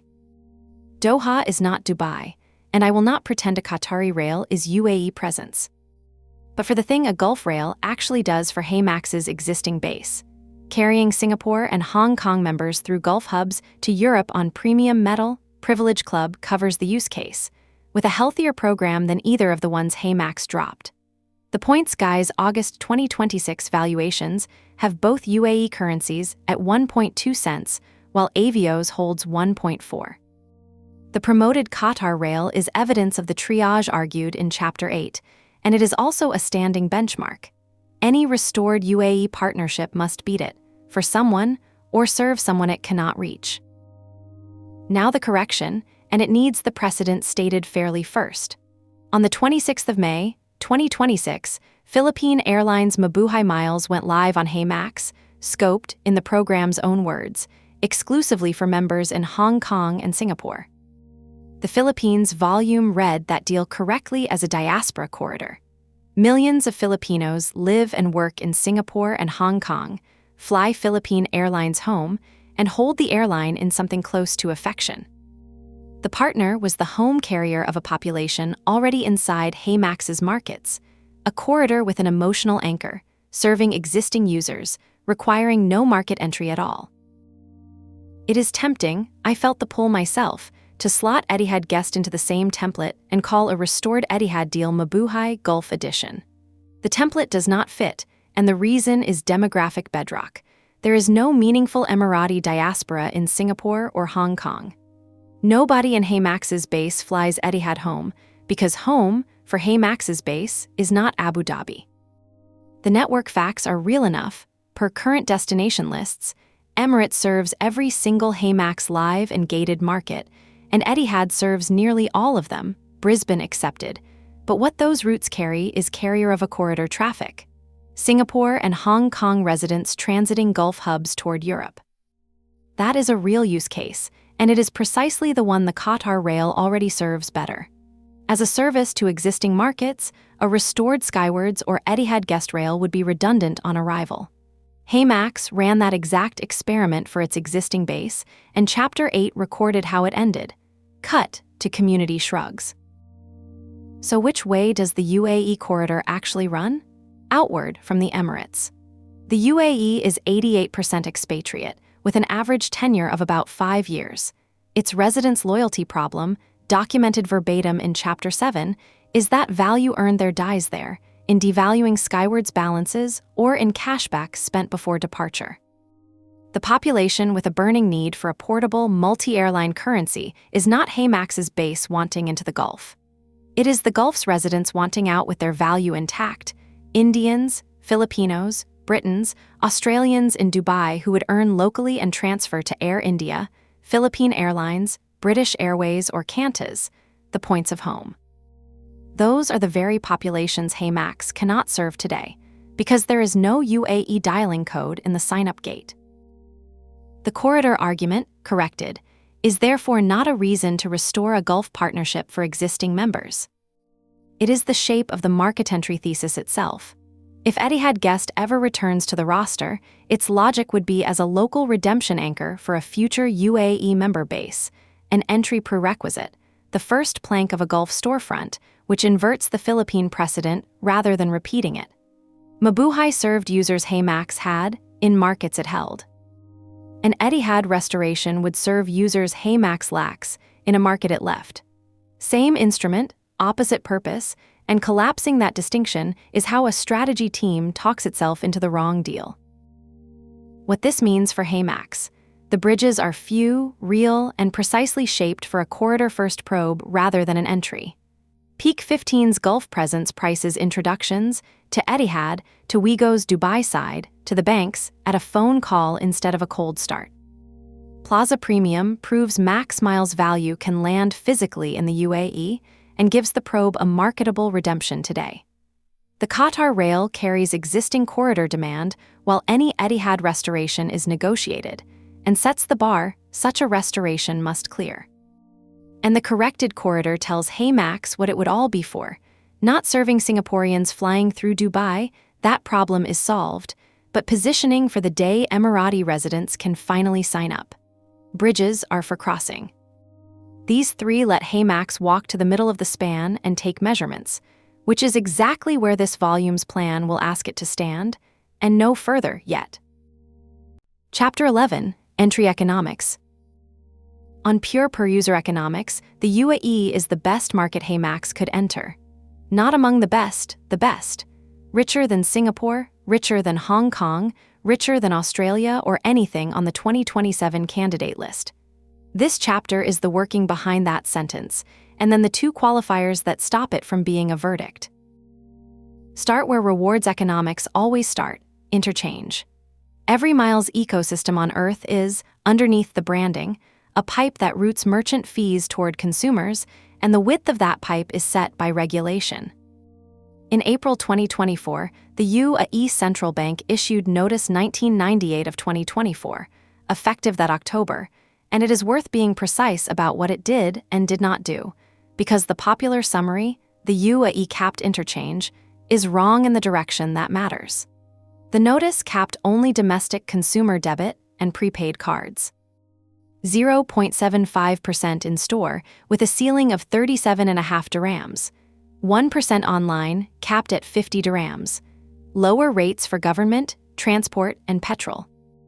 I take this from ADN's published explainer, and from the circulars Abu Dhabi Islamic Bank and Emirates NBD sent their merchants, because the central bank's own site refuses non-browser readers, a sourcing caveat I flag openly. Two things follow. First, even those debit caps sit 3 to 5 times above European levels, where debit is held to 1/5 of 1%. Second, and decisively, credit card interchange was left untouched, scheme set, uncapped, subject only to central bank monitoring. My working band for UAE consumer credit interchange is 1.5 to 2.2%, and I label that loudly as an estimate, assembled from scheme schedule norms for premium tiers. Merchant discount rates quoted to smaller UAE merchants run roughly 1.7 to 3%, also an estimate. These are American-style numbers, and they explain the street-level evidence. 5 UAE banks issue Skywards co-brand cards. First Abu Dhabi Bank and a DCB issue Etihad cards paying up to 3.5 miles per US dollar. Emirates NBD sustains a flagship co-brand at roughly 1,500 dirhams a year. Banks can only pay out what the pipe delivers, and this pipe is the widest in HeyMax's world. Singapore is uncapped but competitively thin. Australia is regulated down to a weighted average credit cap around 0.5% and tightening further. Japan's merchant rates are compressed, and its rewards pool is captured by domestic point ecosystems. Taiwan is moderate. The UAE stands alone, the richest card rewards pool of any HeyMax market or candidate. The second pillar is affiliate economics, and here the numbers are unusually verifiable. The official Emirates news agency put UAE e-commerce at 32.3 billion dirhams in 2024, call it $8.8 billion US dollars, heading past 50 billion dirhams by 2029. Broader definitions run higher, so my working band is $9 to $14 billion of gross merchandise value. That is roughly Singapore's market, growing faster, with average order values commonly cited among the world's highest, around $120 to $150, against a global norm near 100. That last figure I could not verify against a primary dataset, and I therefore mark it as an estimate. Now the rates which I could verify. Amazon's UAE storefront publishes its affiliate schedule: 9% on apparel, luggage, and shoes, 8% on books, jewelry, and the catch-all others category, 7% on beauty, health, and sports, down to 2% on electronics. Several of those rates are above what Amazon pays in the United States. American Apparel earns 4%, beauty 3%. The marketplace Noon runs its own affiliate program and advertises up to 10%. My estimate of typical effective rates there is 2 to 7%, depending on category and customer status. Travel affiliate, HeyMax's highest yield category everywhere, pays an estimated 3 to 6% on UAE travel order values that are themselves elevated. Do the arithmetic that matters. At the benchmark cost of roughly $0.01 per max mile, a 7 to 9% commission funds 3 to 5 miles per dollar of spend, with margin left over. Even the 4% categories fund 2 miles per dollar. For scale, Skywards Everyday, the incumbent's own card-linked program, earns about 1 mile for every 3 dirhams, roughly 1.2 miles per US dollar. An affiliate-funded entrant could outturn the incumbent's flagship earn mechanic threefold on portal spend and still keep gross margin. That arithmetic is mine, but every input is sourced above, and it is the quantitative heart of the case that UAE economics fund generosity, rather than merely permitting it. The pillar has a crack, and I want it in the same paragraph as the promise. Amazon, Noon, and Carrefour together control roughly half of UAE e-commerce, per Mordor Intelligence's market work. Read generously, that is astonishing efficiency for business development. 2 signed deals cover half the addressable market. Read cautiously, it is gatekeeper concentration of a kind HeyMax faces nowhere else at this severity. 2 refusals, or 1 adverse term change, unmake the earn side. Amazon's affiliate terms also prohibit incentivized clicks in some geographies. HeyMax navigates identical language in other markets, but the UAE schedule needs its own legal read before anyone banks the 8%. Third pillar, the quality of the demand. The addressable core is not the headline 11.4 million residents. It is the banked professional segment above credit card salary floors. Premium cards gate at 15 to 30,000 dirhams of monthly salary. My estimate, triangulated from population structure, salary floor eligibility, and the 88 to 89% expat share, is 1.5 to 2 million affluent professionals, with some analyses framing it as 1 to 1.5 million households. I label that estimate loudly. No primary census of occupation by income was accessible. What it describes is a Singapore-sized market that is richer per head, and the UAE has already run the experiment on whether such a base monetizes. Bank launched in September 2022 and was profitable in its first full year. By fiscal 2025, it reported 622 million dirhams of net profit on 1.24 billion dirhams of revenue, 57 billion dirhams of deposits, and around 270,000 customers. 270,000 customers. The lesson generalizes beyond banking. In the UAE, depth of revenue per user substitutes for breadth of user count. Talabat tells the same story from consumer platforms. Roughly $500 million of adjusted EBITDA on $7.4 billion of gross merchandise value, and the largest global tech IPO of 2024. Against the revenue side, the cost side is demanding but not exotic. Dubai Meta ad rates run about 10 to 40 dirhams per 1,000 impressions, premium for the region, nowhere near American finance vertical levels. The real acquisition pressure is qualitative. HeyMax would bid against bank marketing budgets and Skywards' own media weight. My blended customer acquisition estimate for a UAE fintech app is 30 to more than $80 per user, and I flag it as a loud estimate, triangulated from click costs and conversion norms with no primary benchmark behind it. Influencer marketing carries a uniquely Emirati overhead. Paid content legally requires a media permit at roughly 15,000 dirhams a year, and the securities regulator's 2025 Finfluencer regime, Chapter 12's territory, professionalizes and prices the creator supply. The compensating advantage is enormous. English suffices for the entire professional core. No Japanese-grade localization, no Mandarin content operation. The single biggest cost edge the UAE holds over the other 2027 candidates. Operationally, Dubai sits 4 hours behind Singapore with a workable overlap. The country moved to a Monday to Friday week in 2022, and Gulf business development is relationship business. Assume a 2 to 4 person Dubai seed team, my estimate. Now the two qualifiers. The first is regulatory tail risk. The central bank has demonstrated both the appetite and the machinery to cap interchange. It did it to debit in 2024, and its notice explicitly keeps credit under monitoring. A future credit interchange cap is the single largest threat to everything above.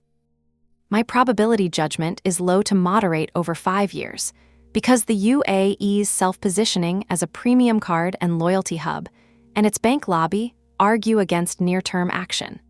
But the foundation of the best economics in this series is one circular away from repricing, and I will not pretend otherwise.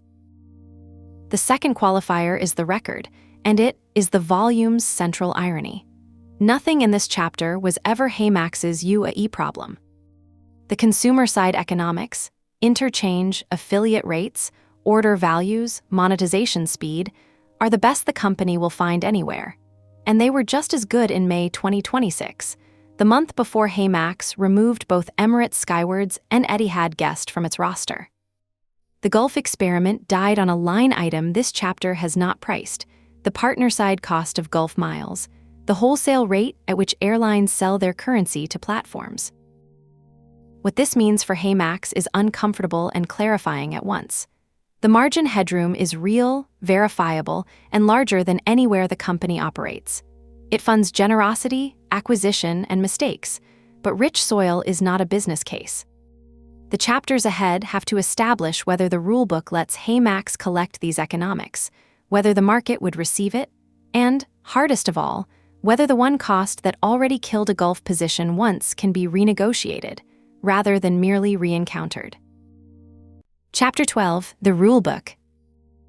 The UAE Rulebook does not block HeyMax's model, but unlike Singapore, where loyalty points are carved out of payments law by design, the UAE's loyalty carve-out is granted by application. That single structural difference sets the tone for everything in this chapter.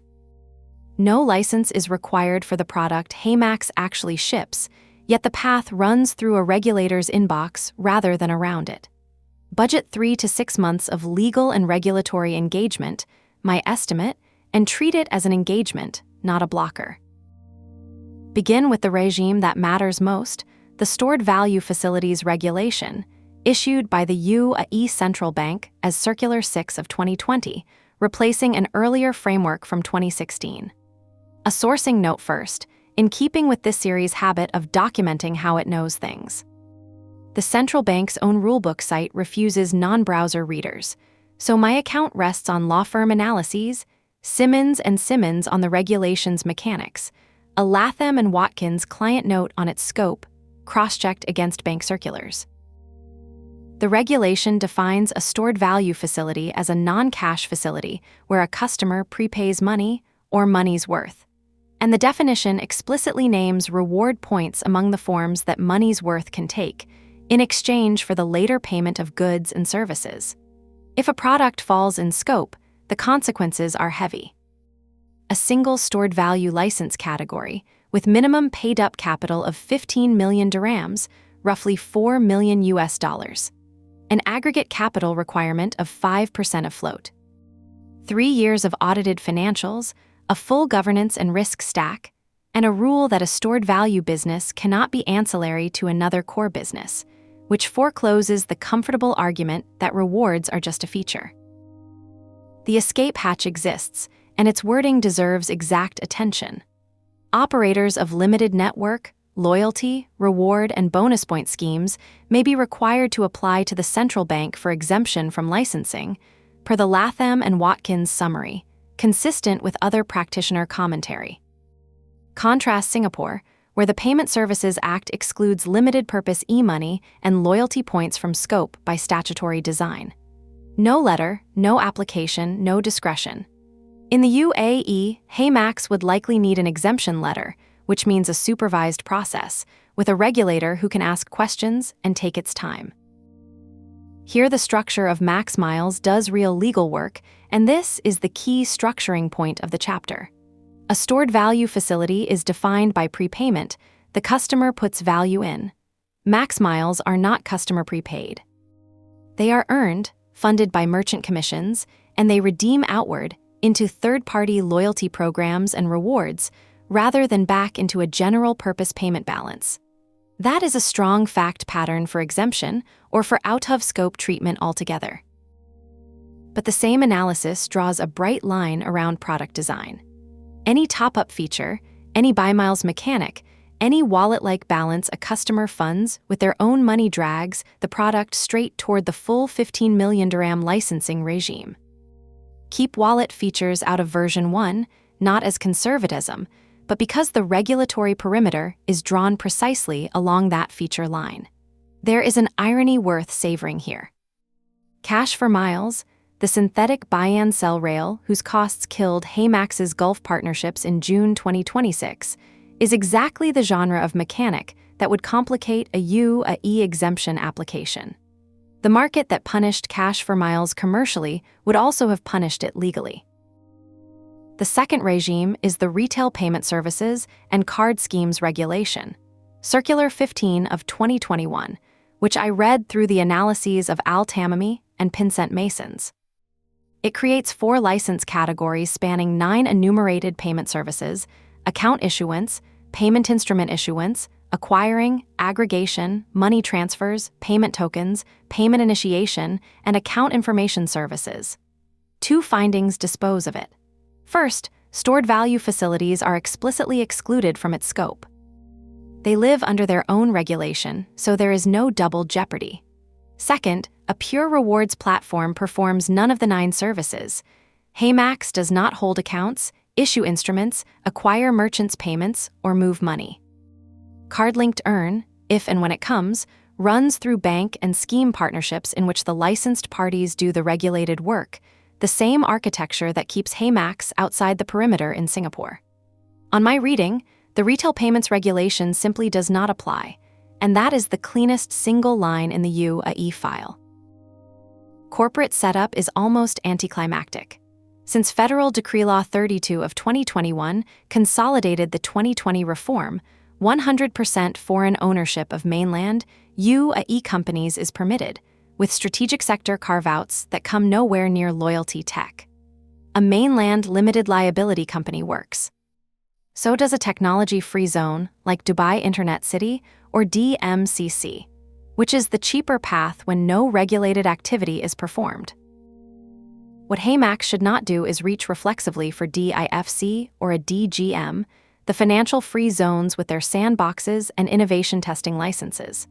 Those exist for regulated fintech, they cost real money, and, the point practitioners emphasize, their licenses do not passport onshore. A permission from DIFC does not authorize serving mainland retail customers. For an unregulated rewards model, the financial-free zones are a solution to a problem HeyMax does not have. Skip them. Data protection is a moderate lift. The Federal Data Protection Law, Decree Law 45 of 2021, is shaped like Europe's GDPR, consent, purpose limitation, data subject rights. Its executive regulations remained pending for years after enactment, a genuinely unusual state of affairs that any entry-date legal review must re-verify, and I flag it as a verify-a-tentry item rather than settled ground.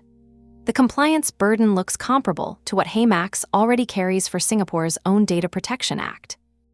DIFC and a DGM run their own data laws, but only for entities established there, one more reason not to be.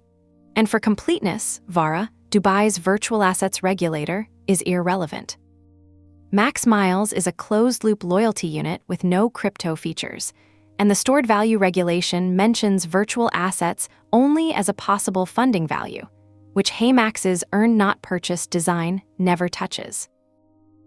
One more regime sits outside payments law entirely and lands directly on go-to-market. In May 2025, the securities regulator introduced the Gulf's first finfluencer licensing regime. Anyone providing financial recommendations to an audience of 1,000 or more followers requires a license from the regulator, with fees waived for roughly the first 3 years and penalties running to fines and platform bans per Fast Company Middle East's coverage. Layer on the pre-existing media rules. Paid or sponsored content requires an influencer permit at roughly 15,000 dirhams a year. Together, these reshape the ambassador playbook that built HeyMax in Singapore. A shopping rewards app is arguably outside financial recommendations if positioned carefully. Earn miles on your Amazon order is retail, not investment advice. But the moment an ambassador starts recommending credit cards, which is precisely where the affiliate money is, they are standing on the line. Any UAE creator program needs licensed voices, permit-compliant contracts, and a legal opinion on where commentary ends and recommendation begins. Chapter 16 takes up the strategic side of this. Here I only register the rule. Step back, and the rulebook resolves into a shape I did not expect when I started the file. It is not hostile. By the standards of financial regulation, it is almost accommodating full foreign ownership, a clean exclusion from the retail payments regime, moderate data law, cheap free zone incorporation. But it is discretionary where Singapore is automatic, and in the UAE that discretion doubles as something else, a credential. Chapter 7 established that central bank and securities licensing function as the trust marker in Emirati consumer fintech.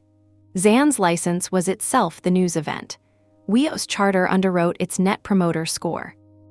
An exemption letter from the central bank is not a license, but it is paper from the same building. And in a market where the first Reddit question asked of any new financial app is whether it is regulated, the 3 to 6 month engagement buys marketing collateral as well as legal certainty. What this means for HeyMax, the rulebook rewards exactly the product the company already ships and punishes exactly the features it has already retired. Earned miles, merchant-funded, redeeming outward into airline programs, likely exempt or out of scope altogether, no financial license required, wholly foreign-owned from a Dubai Internet City desk. Wallets, top-ups, buy miles rails, 15 million dirhams of capital, and a supervisory relationship. The June 2026 decision to sunset cash for miles, made for cost reasons, turns out to have been the single best piece of UAE regulatory preparation HeyMax has ever done. The rulebook, in other words, is not where this entry lives or dies.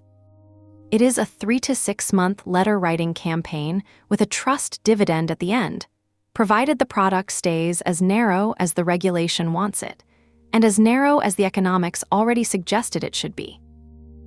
Chapter 13, How the UAE would receive it. HeyMax would arrive in the UAE to zero awareness and zero baggage, a genuinely blank slate, in a market where trust is winnable fast but priced in licensure and localization, and where the real work is not persuading anyone to switch brands but teaching a category that no one has ever seen. That is the reception forecast in one sentence.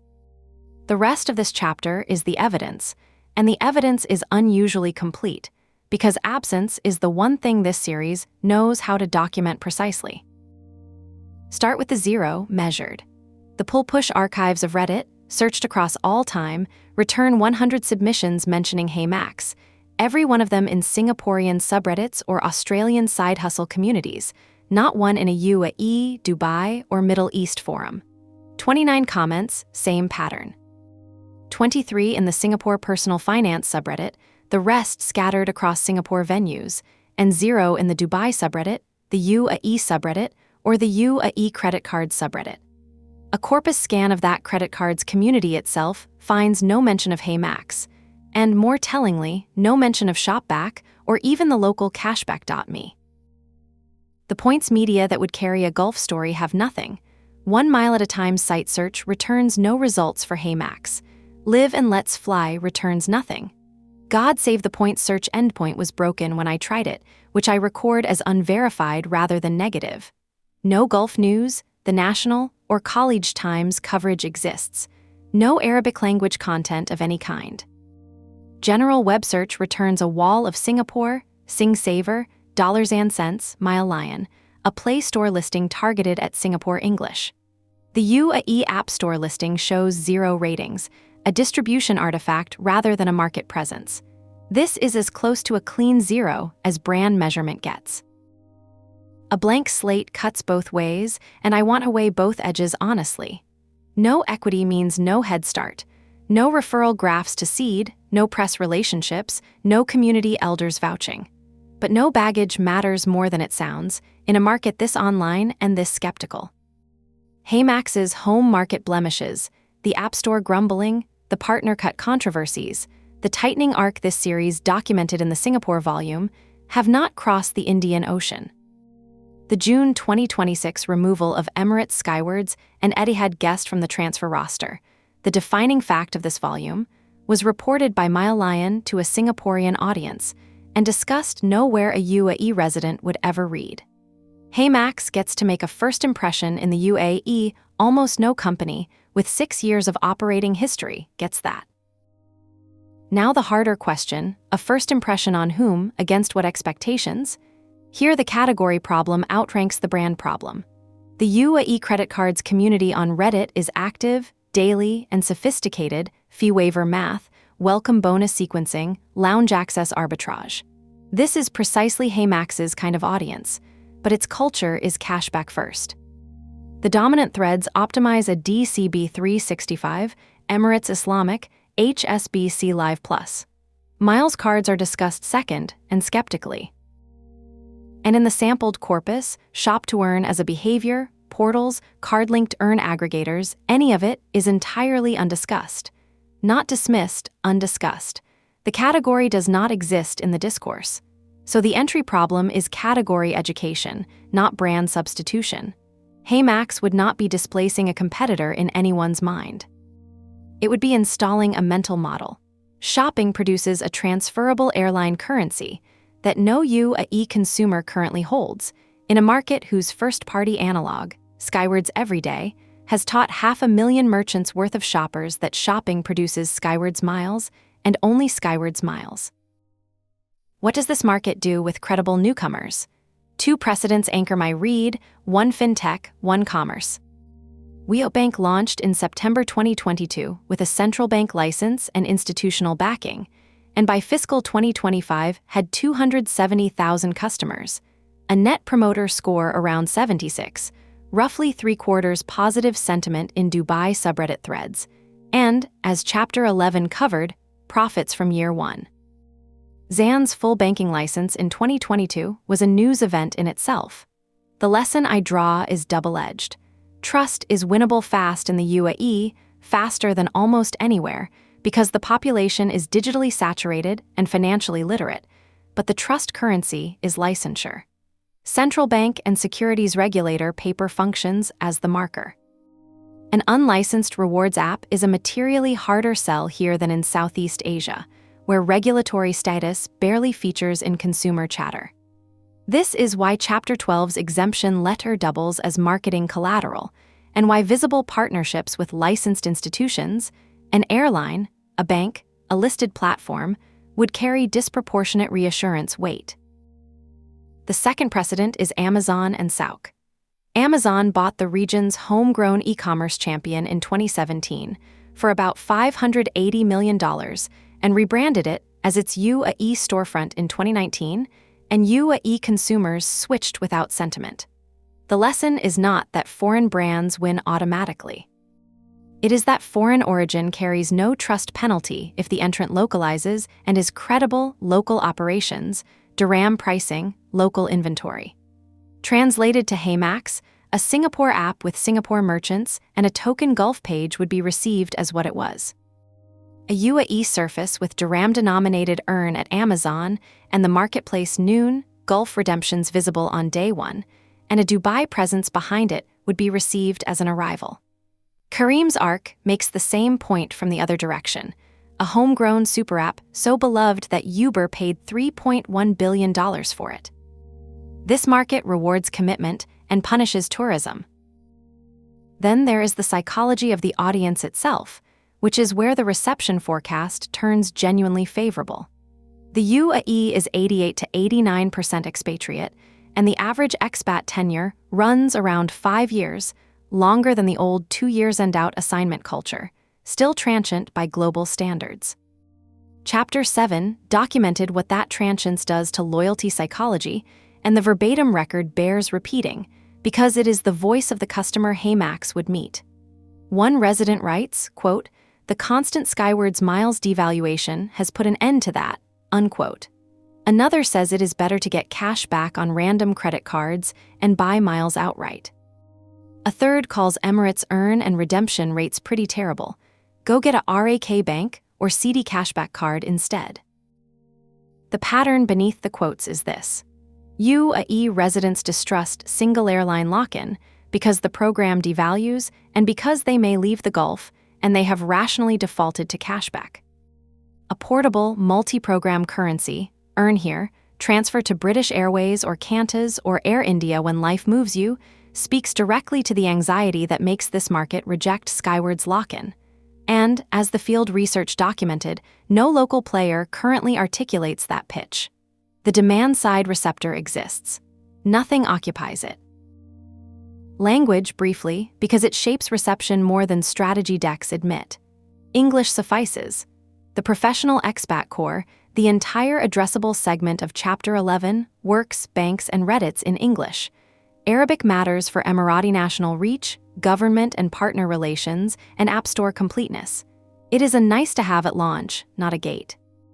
Against the full localization walls of Japan and Taiwan, the UAE is the rare candidate market HeyMax could address in its native operating language on day one. I owe the pessimistic scenario equal time. This is a deal-saturated, deal-fatigued market. Kabon's rise and fade is local memory. The entertainer has trained 2 decades of 2-for-1 reflexes. Smiles pushes 6 offers a day at 5.5 million users, and every bank app carries a deals tab. A HeyMax that launches without a Gulf airline redemption rail would be received as one more deals app on the most crowded shelf in the store. And worse, one whose earned currency cannot reach Skywards or Etihad Guest, the 2 programs the audience actually holds status in. Chapter 8's record makes this concrete. As of today, Max miles transfer to neither UAE flag carrier. Received in that state, HeyMax would confirm the market's cashback default rather than challenge it, and first impressions do not come twice. What this means for HeyMax, reception is not the risk. Premature reception is. The market would receive a licensed-adjacent, localized, Etihad-connected HeyMax with genuine warmth. A sophisticated audience with documented incumbent fatigue, a vacant category receptor, a proven willingness to trust credible newcomers fast, and no baggage to unwind. The same market would shrug a thin launch into the Kabon bin within a quarter. The sequencing chapters ahead follow directly from this asymmetry. Restore the redemption rail first. Seed the community that already speaks the language. Arrive localized or not at all. The UAE will judge HeyMax exactly once, and, uniquely in this series, it has formed no opinion yet. Chapter 14, Opportunities. The UAE offers HeyMax a combination I have not seen anywhere else in 5 volumes. A verified empty seat at regional scale, an incumbent whose currency is decaying in public, a challenger airline that behaves like an open network, partners signable from Singapore without a single UAE hire, economics that fund generosity instead of merely permitting it. And, sharpest of all, a demand which the incumbent is structurally incapable of answering. This chapter lays the opportunities out in ascending order of edge and closes on that last one deliberately. First, the empty seat, and note the scope. In Singapore, HeyMax fought shop back for an occupied category. In the UAE, the field research verified that no third-party platform converting shopping into a transferable multi-airline currency exists anywhere in the Gulf. Not a weak one, none. Shopback operates 13 markets and is verifiably absent, with zero entry signals in announcements, job postings, or press.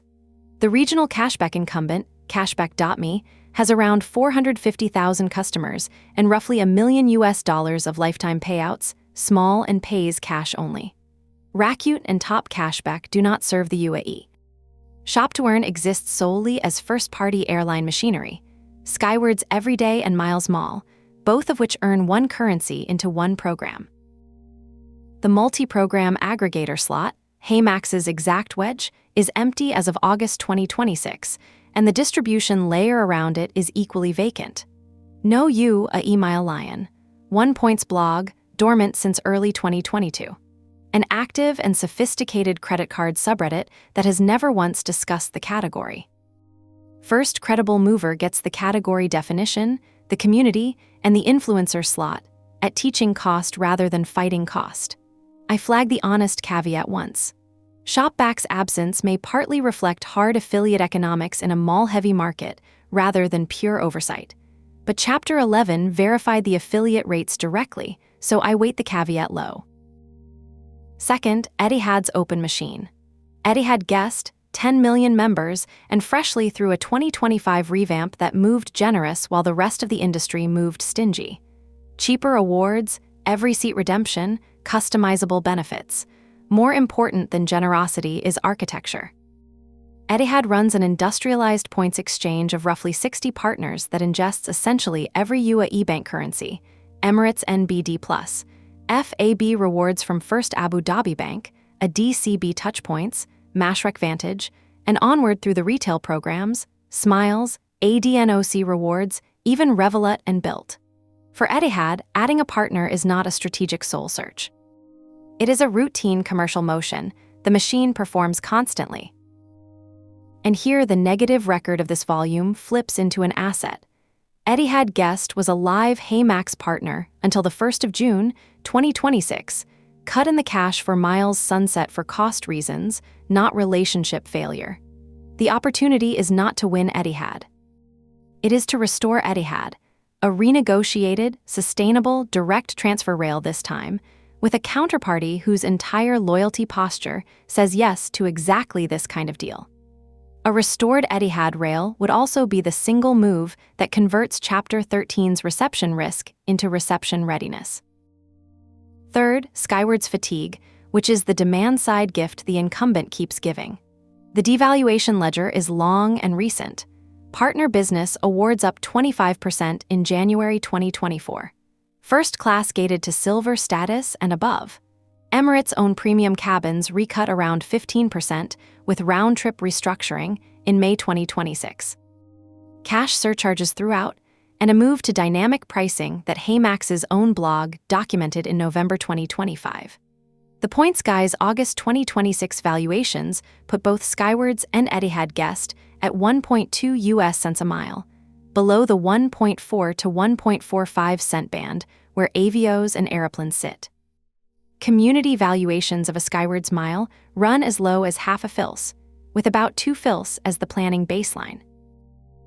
And the customers have noticed, verbatim, in public. The constant Skywards miles devaluation, one writes, "Better to take cash back and buy miles outright," says another. Every incumbent devaluation is an argument for holding a transferable currency instead. HeyMax's Singapore pitch against crease flyer lock-in, except stronger here, because Skywards has devalued harder and its members are more mobile. Fourth, signability, the opportunities that require no UAE entity at all. WeGo, the travel meta search with 5.3 million monthly visits and roughly $35 million of revenue, is dual headquartered in Singapore and Dubai. It is the most signable travel deal in the file, negotiable in HeyMax's home city, delivering travel affiliate economics in HeyMax's best category. Talabat is listed, profitable, $500 million of EBITDA, and differentiation hungry, in a delivery market where everyone has stopped competing on discounts. Air Arabia's Air Rewards is already a live HeyMax transfer partner, the one UAE domiciled rail that survived, and deepening it costs a conversation. Share Majid Al Futtaim's program, Carrefour, the malls, Vox, is the conglomerate interconnect play this series saw work in the Philippine file with Gokongwei. Plaza Premium, a live one-to-one partner, already operates lounges at Dubai International and Abu Dhabi, the only place Max Miles value physically lands in the UAE today, and a ready-made proof point. And behind the commercial layer sits an institutional bridge. Peak 15, on HeyMax's cap table, lists a UAE office. The month 0 to 6 agenda of Chapter 18 can be executed entirely from Singapore. Cheap options, information-rich, individually reversible. Fifth, economics that fund generosity, Chapter 11 compressed to its strategic consequence. Verified affiliate rates of 2 to 9% at Amazon's UAE storefront on high order values fund 3 to 5 miles per US dollar with margin. Skywards every day pays its users roughly 1.2. Uncapped credit interchange sustains the richest card rewards pool in HeyMax's world, and we proved this demographic monetizes fast enough to reach profitability in year 1. In every other market this series has covered, HeyMax's generosity budget was the binding constraint. The tightening arc in Singapore was precisely that budget shrinking. The UAE is the one market where the model's gross margin widens while the incumbent's currency weakens. Add Dubai International, the world's busiest international airport, 95.2 million passengers in 2025, pumping travel intent through the entire population, and the earn-to-burn loop has structural tailwind at both ends. Which brings me to the sharpest item, the one I have deliberately saved. The UAE is 88 to 89% expatriate. The average tenure is about 5 years. The country is the world's second largest remittance sender, $38.5 billion in 2023, $21.6 billion on the India corridor alone in 2024, which is the macroeconomic signature of a population whose financial center of gravity lies partly elsewhere, and whose stay is finite. A Skywards balance is worth strictly less to someone who will be in London, Mumbai, or Manila in 3 years than to someone who will die in Dubai. Every devaluation compounds the discount, and the Dubai subreddit record shows residents have already done this math and defaulted to cashback in self-defense. A transferable currency that follows you out, earned on Emirati spending, redeemable into British Airways, Qantas, Air India, or 24 programs on whatever continent comes next, is not a marginally better rewards product for this population. It is the first loyalty proposition aligned with the actual shape of their lives. And here is why it is the sharpest opportunity, rather than merely the largest. It is the one thing on this list the incumbent cannot copy. Skywards can widen every day, extend Miles Mall, outspend any entrant on media, and match any earn rate Chapter 11's arithmetic can fund. What Emirates cannot do, structurally, definitionally, ever, is promise that your miles will leave Dubai when you do. Portability out of Skywards is the negation of Skywards.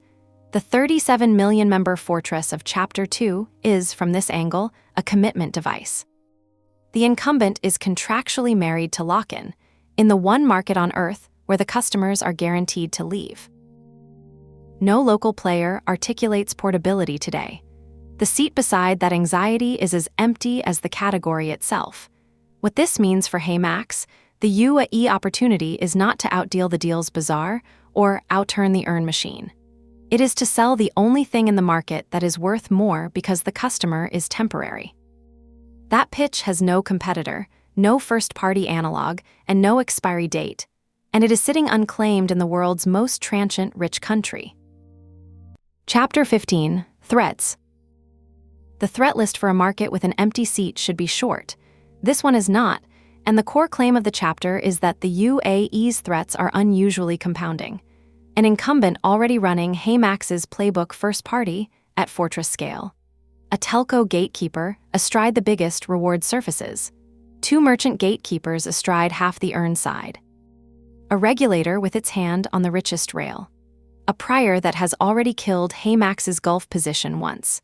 And, behind all of it, A 30-person company with a committed queue that does not contain the UAE, I take them in that order, and I close on the one that outranks the rest. The first threat is the incumbent's machine widening.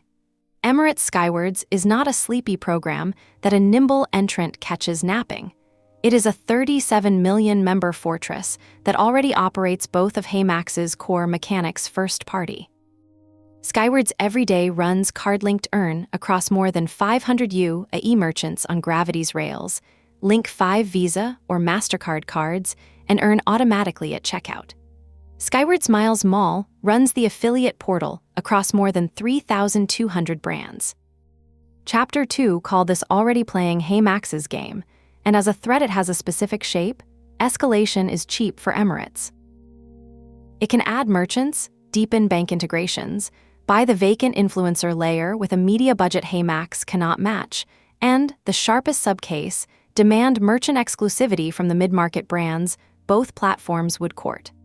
A platform arriving second to its own mechanics fights the demonstration effect. Every UAE consumer who is seen every day already knows what shop to earn is and knows it as a Skywards feature. The counterpoint stands. Every day earns one devaluing currency into one program, and portability remains unanswerable. But the incumbent does not need to beat HeyMax's product. It needs only to crowd the shelf, raise merchant acquisition costs, and make category education mean re-education. The second threat is gatekeeping in 2 layers. The distribution layer first. The telco and the former Etihad owns Smiles, the 5.5 million user Deals super app, and holds just over 50% of Careem's super app, which is to say one company sits behind the 2 biggest daily rewards surfaces in the country, and its fingerprints extend into Wio's cap table. Any HeyMax partnership with Careem is a partnership adjacent to a gatekeeper with its own loyalty ambitions. Any dependence on Smiles is dependence on a direct strategic rival. This is why the partner file deprioritizes both, and why the threat register must record what that deprioritization costs. The fastest mass distribution channels in the market are, in practice, closed. The merchant layer is narrower and harder. Amazon, Noon, and Carrefour control roughly half of e-commerce. Chapter 11 celebrated the efficiency. 2 deals cover half the market. The threat is the mirror image. 2 refusals, 1 exclusivity signed with Skywards, or 1 adverse reading of Amazon's incentivized click terms on the UAE schedule, and the earn engine loses half its displacement before launch. HeyMax has never operated with merchant concentration this severe. The third threat is the one this volume is named for, the already cut prior repeating. On the 1st of June, 2026, HeyMax removed Emirates Skywards and Etihad Guest, both UAE flag carriers, held and then dropped in the cash for miles sunset for cost reasons. Strip the comfort out of cost reasons, not relationship failure. The costs were the relationship. Gulf carriers price their partner-side miles expensively, an inference of mine, but one consistent with Skywards' surcharge posture and devaluation ledger. And the demand HeyMax measured through cash for miles was demand at synthetic, subsidized prices.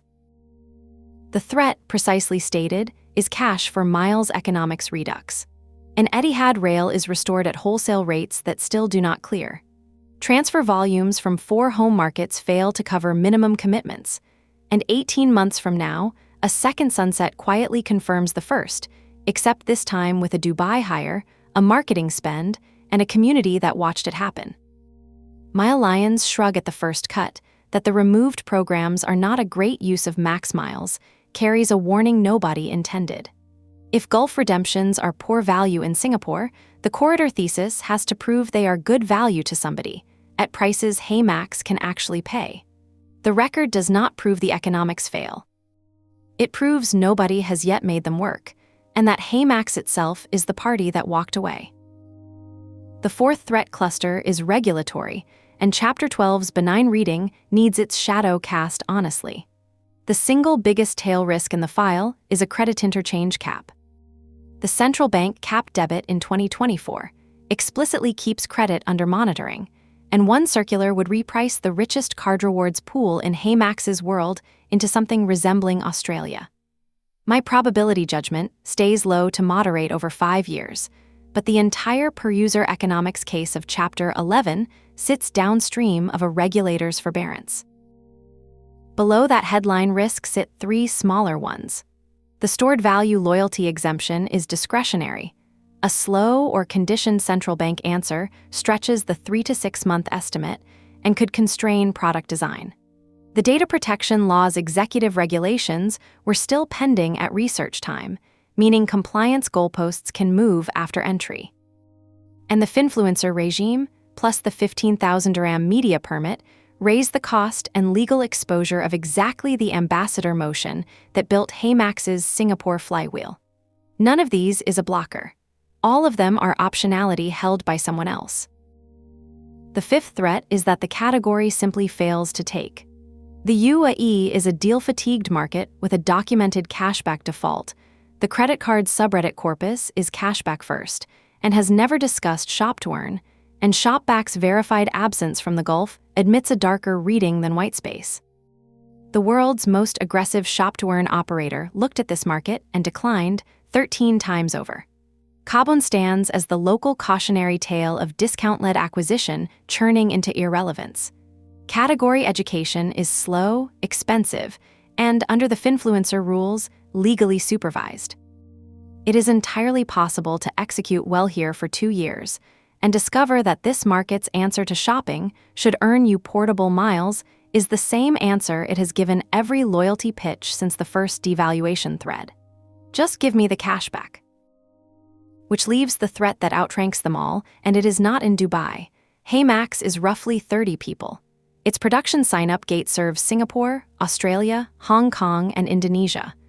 Australia, the previous volume's conditional verdict, is live and demanding. Indonesia is the next market wired into the code. Japan and Taiwan are the standing candidates for the slot after that, and neither has shipped.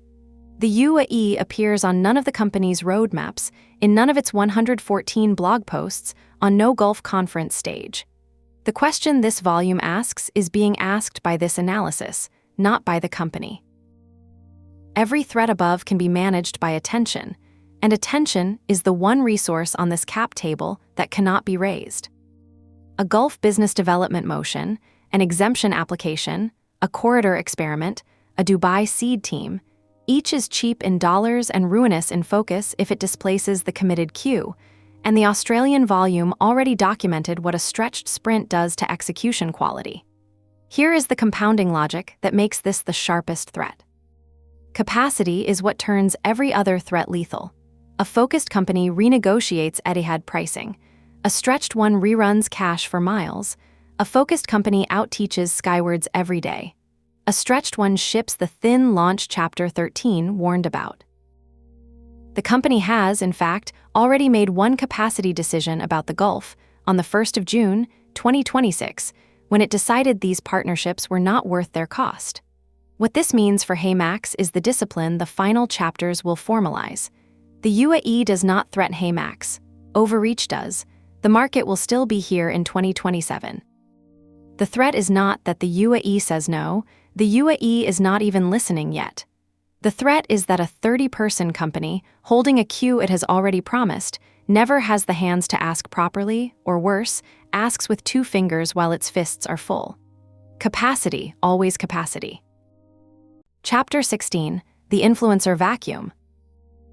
In every prior volume of this series, I could name the voice HeyMax needed. In Singapore, it was the Mile Lion, whose coverage carried the company from obscurity to community fixture. In Hong Kong, the analysis mapped a thinner but real layer of points media. In Australia, the volume found a churn-literate community waiting for something to churn toward. The UAE breaks the pattern completely. There is no Mile Lion here. Not a weaker one, not a smaller one, none. And I want to argue that this vacancy is the entry problem in miniature. HeyMax's model has always been explained to consumers by an authority layer the company did not own and did not pay for. In the UAE, that layer would have to be built, licensed, and funded before the first meaningful cohort of users understands what a transferable mile even is. The vacuum is simultaneously the cheapest strategic asset available in this market and the heaviest burden in the entry case, and both halves of that sentence deserve their full weight. Start with the audit because the emptiness is verified, not assumed. The field research found exactly one dedicated UAE points and miles property, the Points Habibi, a real site with a real archive. Coverage of Skywards, Marriott Bonv, Hilton, Kareem, and the local bank cards, with content running back to 2019. It has been dormant since early 2022. That is the entire native authority layer.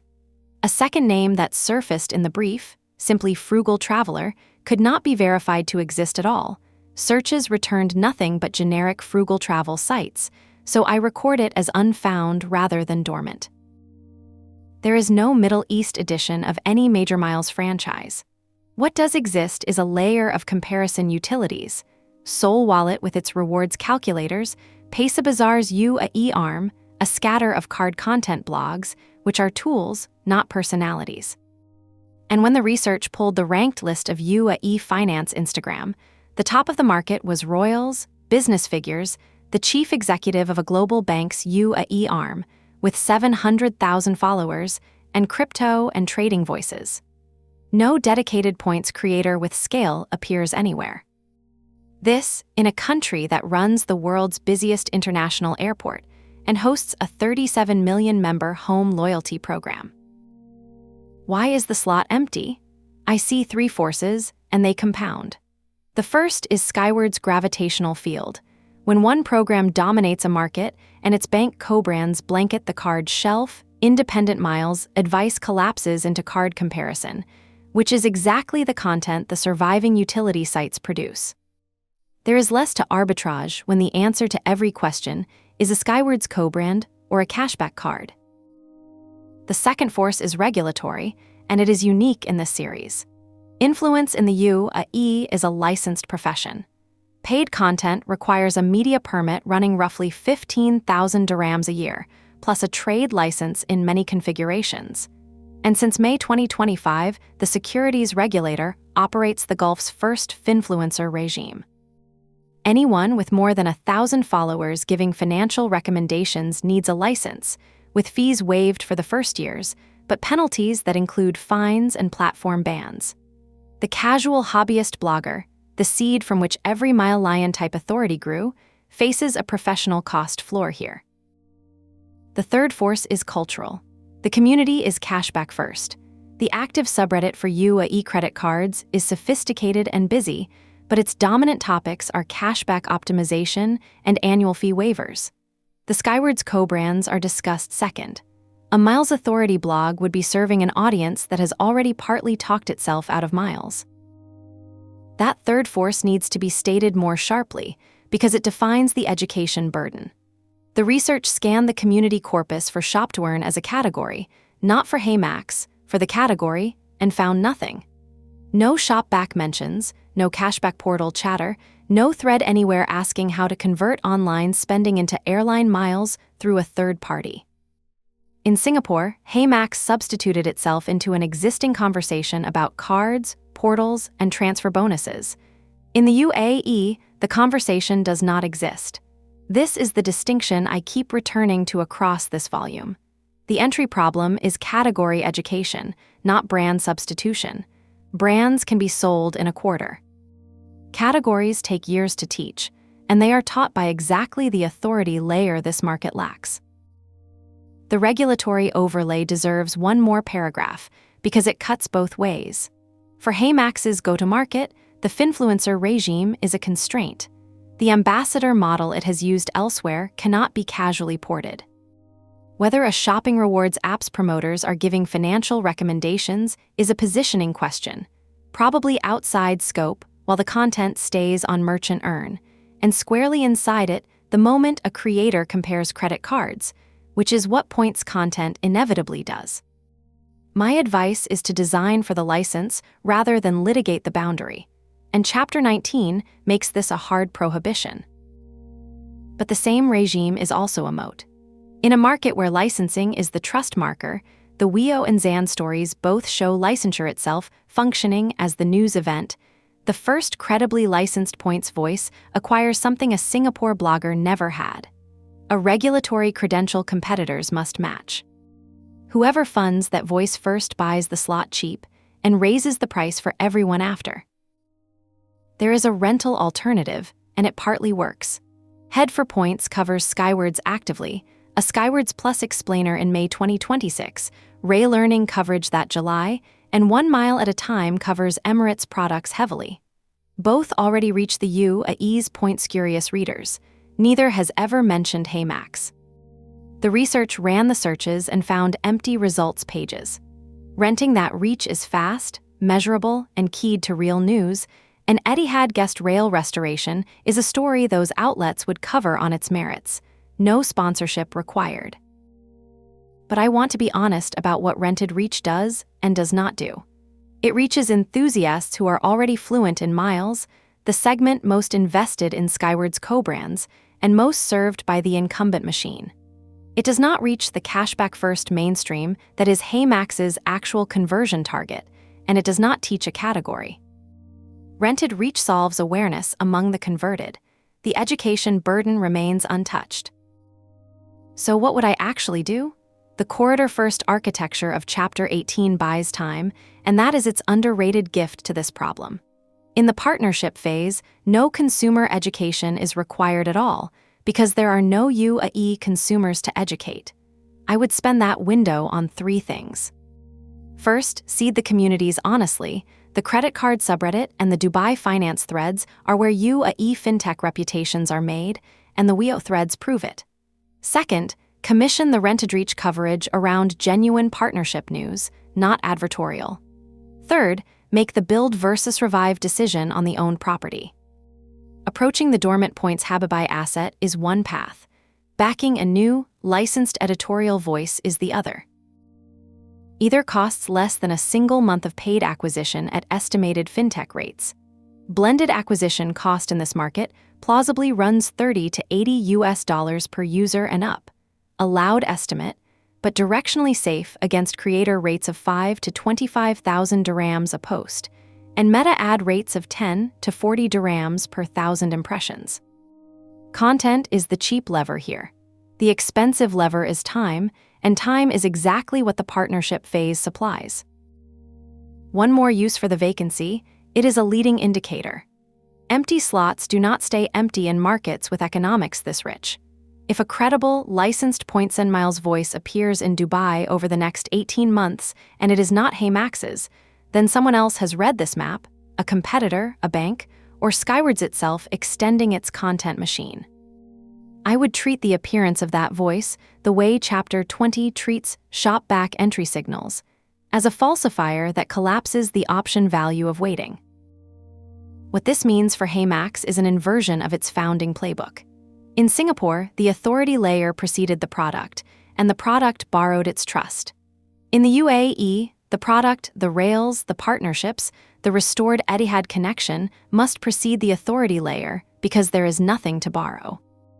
That inversion is one more argument for partnership before entry. Rails can be marketed to enthusiasts through rented reach now, while the owned authority slot is built deliberately, licensed properly, and timed to a consumer launch that may never come. If the 2027 decision is go, the education machine needs to already be 18 months old on launch day. If the decision is no-go, the sunk cost is one licensed content property in a market that rewards whoever holds it. Cheap insurance, either way, and the only move in this chapter that gets more expensive every quarter it is deferred. Chapter 17, The Partners and the Rank 10. The UAE partner map has the strangest shape of any market in this series. The most valuable prospective partner is one HeyMax already had and cut. The most obvious partner, the biggest loyalty brand in the country, is not a partner at all, but the principal competitor. And the most poetic partner on the board was literally built by the Hong Kong company whose partnership logic anchored the first volume. This chapter sorts that board, the anchor logic, the ranked 10, the deprioritizations, and the one asset that belongs on no list, because it is already one. Start with the 2 poles, because the UAE is not one loyalty market, but 2.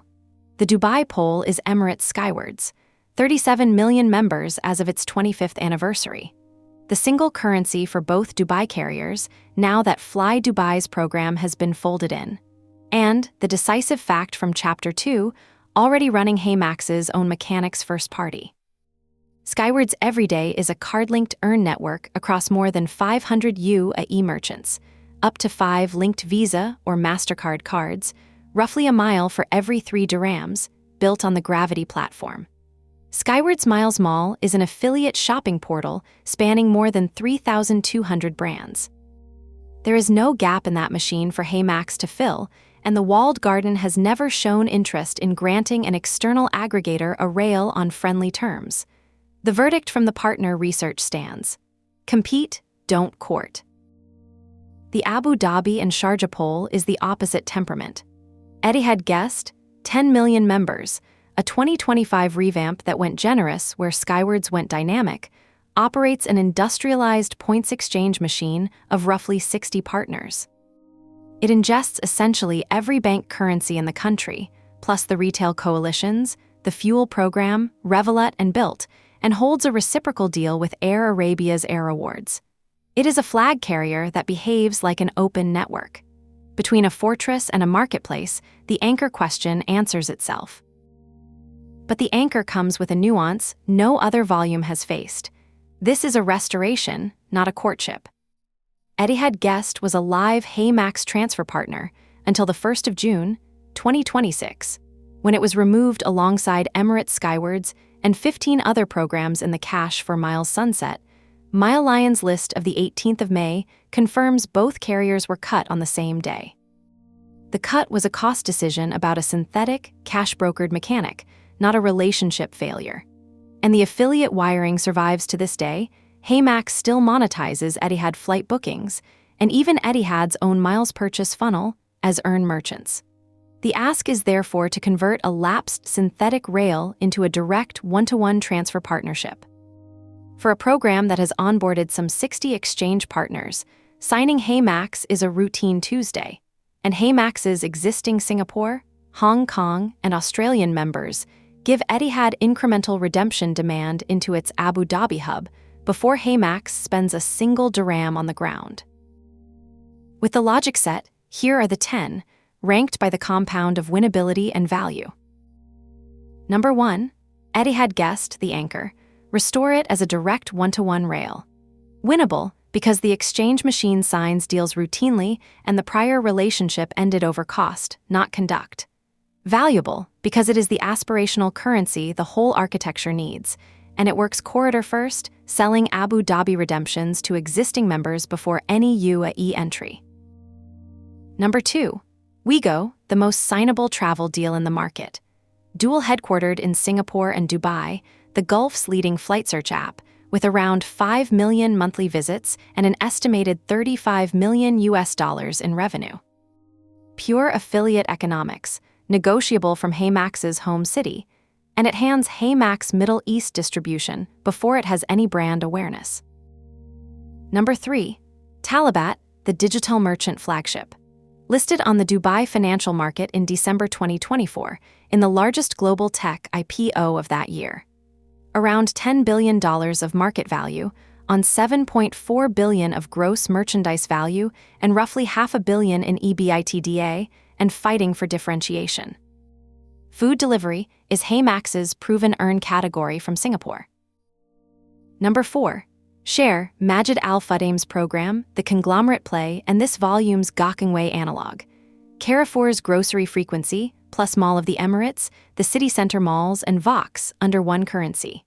Share's points are earthbound, no airline, no aspiration, which is precisely the gap a Max Miles interconnect fills. And Share already exports into Etihad's exchange, so the precedent exists. Number 5, Careem Reach with an asterisk. Rides, food, and grocery frequency, plus the strongest homegrown consumer brand in the Gulf, and it already participates in other programs' earn networks, sitting inside Skywards Everyday today.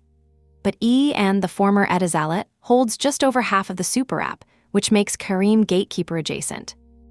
Treat it as a merchant partner, never as infrastructure. Number 6, Air Arabia's Air Rewards already live. The one UAE domiciled program on HeyMax's current roster of roughly 24 transfer partners, 24 as of August. Deepen it. Joint promotions, better rates, bundling with Etihad, whose reciprocal tie-up it already holds. The caveat is real. Air Arabia serves none of HeyMax's home markets, its nearest points being Kuala Lumpur, Bangkok, Phuket, and Malé. So this partner's value only fully activates when UAE users exist. Number 7. ADNOC Rewards, 2.5 million members, and the Abu Dhabi side's daily life earn. Fuel is the highest frequency physical purchase in a car-centric country, and ADNOC has already proven it will do currency interconnects, having built with Shukran what the two companies build as the region's largest loyalty collaboration. Number 8. Lulu Retail, newly public on the Abu Dhabi Exchange after a $1.7 billion IPO in November 2024, under comparable sales pressure, and without a proprietary coalition of its own. An earn deal at Lulu reaches the mass and South Asian expat segments that premium cards ignore, behind salary gates of 15 to 30,000 dirhams. Number 9. Landmark's Shukran, 7 million UAE members across the fashion and home stack, and the proven interconnector on the other side of the ADNOC deal. Mid-frequency, so second ring rather than anchor, and the natural fallback coalition pairing if share stalls. Number 10. Mashreq Neo, the first bank embed.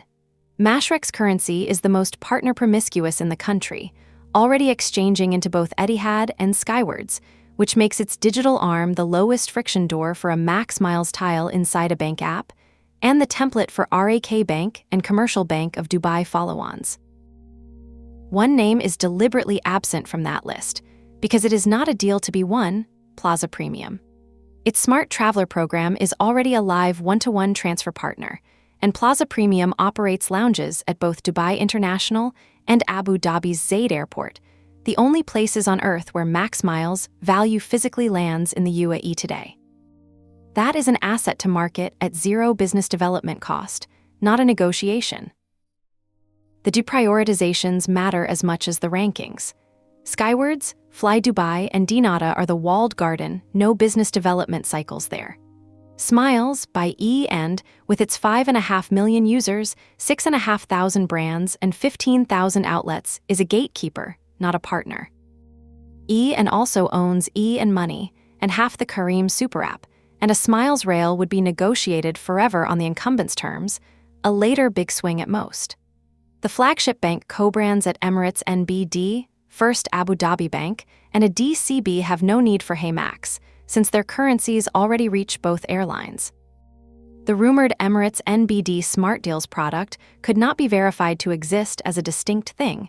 Its offers living instead inside the bank's own lifestyle apps. Amex Middle East is a competitor, a flexible currency reaching some 16 airlines, though its unfavorable 5-4 Skywards rate is a wedge to market against. Emar's U-Points are low-frequency mall prestige. Salik has no loyalty surface. Zand has pivoted institutional.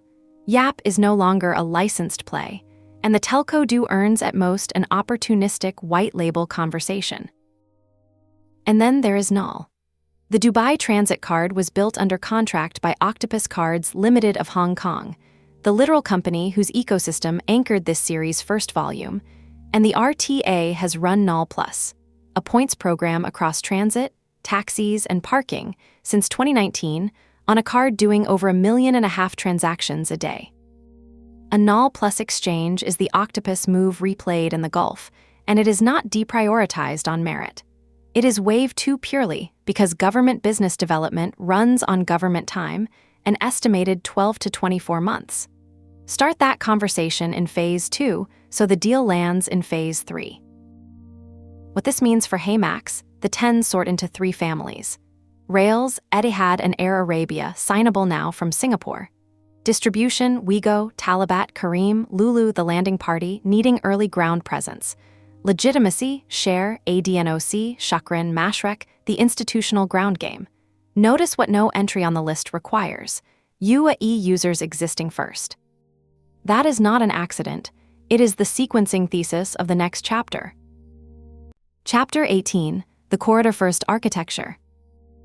The plan I would put in front of HeyMax's board buys information before it buys presence. 3 phases, each separated by explicit metric gates, and every phase before the last fully reversible. The architecture's core discipline is that it never spends entry money to answer a question a partnership can answer, and it never lets enthusiasm about the UAE's economics, the best in this series, outrun the 2 facts that frame this volume. HeyMax already held both UAE flag carriers and cut both, and its production code contains no trace of a UAE build. First, the corridor itself needs correcting, because the word means something different here than it did in the Philippine volume. Mabuhay Miles was a diaspora play. Millions of Filipinos live in Singapore and Hong Kong and fly their home carrier home, so a Philippine Airlines rail served existing members where they already were. There is no Emirati diaspora in Singapore or Hong Kong. That shape does not exist. The UAE corridor runs the other way. It is, first, the expats living in the UAE, 88 to 89% of a population of roughly 11.4 million, on tenures averaging about 5 years, in the world's second-largest remittance-sending country, who need a portable currency precisely because they are leaving someday. And it is, second, HeyMax's existing Singapore, Hong Kong, and Australian members flying Gulf carriers through Gulf hubs. The first group cannot even register today. The second group is served, for corridor flying, by the Qatar Privilege Club rail HeyMax already holds and actively promotes. A 30% Avios bonus ran through June 2026, which exposes the real function of an Etihad guest restoration. It is not a service to existing markets, where Qatar already covers the use case with a healthier program. It is a UAE entry prerequisite, the local redemption anchor without which no UAE consumer proposition can work. The Philippine Airlines precedent is not repeated here. It is inverted. And soberly, HeyMax already ran the Gulf Partner experiment once and closed it for cost reasons on the 1st of June, 2026. The task is rerunning it properly, not pretending it is new. Phase 1, months 0 through 6, runs entirely from Singapore. 4 moves plus a quiet 5th. Restore Etihad guest as a direct 1-to-1 commercial transfer rail, negotiated per mile pricing, no synthetic cash brokered mechanics, per Chapter 19. Sign Wigo, the dual-headquartered meta-search player, the most signable travel deal in the market, immediately revenue positive on pure affiliate economics. Deepen Air Arabia, already live, already reciprocally wired to Etihad, and the natural bundle partner. Market Plaza Premium, the existing partner whose Dubai and Abu Dhabi lounges are the only places Max Miles value physically lands in the UAE today. That story costs nothing and earns coverage. The quiet 5th move is regulatory and relational. File the application for the central bank's stored value loyalty exemption, which is granted by application rather than automatically and takes an estimated 3 to 6 months, so that regulatory optionality exists before it is needed. And use the UAE office of Peak 15, the lead investor's own presence in the market, as the introduction machine. Total cost, business development time, legal fees, and perhaps one Dubai-based hire late in the phase. No consumer marketing, no localization, no headcount build. The Phase 1 gates are mine, not the company's, and I state them so they can be argued with. Gate 1 is rail economics. The restored Etihad transfer must clear, with margin, the cost line that killed cash for miles. If Etihad will not price a rail that works, the entire entry case collapses, and discovering that for the price of a negotiation is the cheapest information in this volume. Gate 2 is demand. Within 6 months, Max Miles transfers into Etihad guest from existing members should reach a meaningful fraction of the Qatar Avios rails volume. I would set the bar at 1/3, normalized for Qatar's promotional support. Gate 3 is Wigo attributed bookings at positive margin, proving the Gulf affiliate machine pays. Gate 4 is organic UAE intent. A simple waitlist landing page, unpromoted beyond the earned coverage, measured in thousands of signups rather than hundreds. Fail 2 of the 4, and the answer is to remain a partnership stack indefinitely, an outcome I want to rehabilitate, because it is revenue positive, low regret, and strictly better than the status quo of holding no Gulf rails at all. Phase 2, months 6 through 18, is the landing party, triggered only by the gates. Merchant earn first. Talabat, because food delivery is HeyMax's proven category, and Talabat is listed, profitable, and differentiation hungry. Kareem on merchant terms, never as strategic dependence, given the ownership stake held by E and the former Etisalat. Lulu, for the mass and South Asian expat reach the premium card market, ignores. Then the first coalition interconnect, Share, Majid Al Fudaim's program, preferred as the Gokongwei analog, grocery frequency with no aspirational redemption of its own, with the Shukran and ADNOC pair as the proven interconnector fallback. And the first bank embed, Mashrek Neo, the most partner-promiscuous currency in the country. The team, a 2 to 4 person Dubai seed unit. The Gulf's 4-hour offset from Singapore leaves 4 to 5 overlapping working hours, the easiest operating distance of any candidate market. 2 slow clocks also start now. The NAL conversation with the RTA, Government Business Development, 12 to 24 months estimated, aimed at a Phase 3 landing. And the education groundwork from Chapter 16. Community seeding, rented Richest to real partnership news, and the build-or-revive decision on an owned, licensed authority property. Phase 2 gates, again mine. Merchant-funded earn margin per active corridor user, positive and improving. Sustained corridor cohort activity, meaning existing market members still transferring into Gulf rails at quarter-over-quarter growth, rather than a launch spike. At least one coalition or bank deal signed with partner co-funding, because a partner spending its own marketing budget is the only trustworthy signal of institutional buy-in. And the capacity check, the state of the Japan and Taiwan promises, and the Australian revival, because a company of roughly 30 people cannot open a 4th front while 3 are contested. This is the gate where the 2027 decision of Chapter 20 actually gets made. Phase 3, months 18 and beyond, is institutional and conditional. The NAL plus exchange, the octopus move, rich in press and paced by government, turning commutes into airline miles on a card built by Octopus Cards Limited itself. RAK Bank and Commercial Bank of Dubai embeds on the Mashrek template. The Smiles big swing, evaluated only from strength, never as a dependency. And only here, behind all the gates, the full consumer build, the +971 sign-up gate, the KYC flag asset, DRAM handling, Arabic App Store completeness, the entire wiring that today is verifiably absent from all 48 production chunks. On current evidence, that build does not exist even in staging, and this architecture treats that absence as correct sequencing, rather than as a deficiency to fix early. What the architecture refuses to assume is its real content. It never assumes UAE brand equity. The research found 0 footprint across Reddit, Points Media, and the local press, and the plan spends nothing that requires awareness to exist. It never assumes the influencer layer. Chapter 16 showed there is nothing to borrow, so the plan rents reach for news and builds the owned voice on the partnership phases clock. It never assumes Skywards stands still. Everyday and Miles Mall are the incumbency. 500 merchants card-linked and thousands of brands online, and the plan competes with that machine only at the very end. From the one position a walled garden structurally cannot copy, portability. Emirates can outspend, outbrand, and outmerchant HeyMax on every axis except letting members leave. That asymmetry is the whole consumer thesis, and the corridor phases exist to prove people will pay for it before HeyMax pays to offer it. What this means for HeyMax, corridor first converts the UAE from a bet into a sequence of priced experiments. A negotiation, a signature, a waitlist, a seed team, each one cheap, each one informative, each one reversible until the last. The most expensive item in phases 1 and 2 combined costs less than the opening weeks of a consumer launch. If the experiments fail, HeyMax owns a profitable Gulf partnership stack and walks away wiser.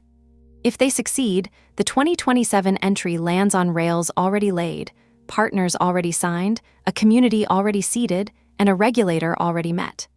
Either branch is a good outcome, and I know of no full entry plan for which that sentence is true. Chapter 19, What Not to Do.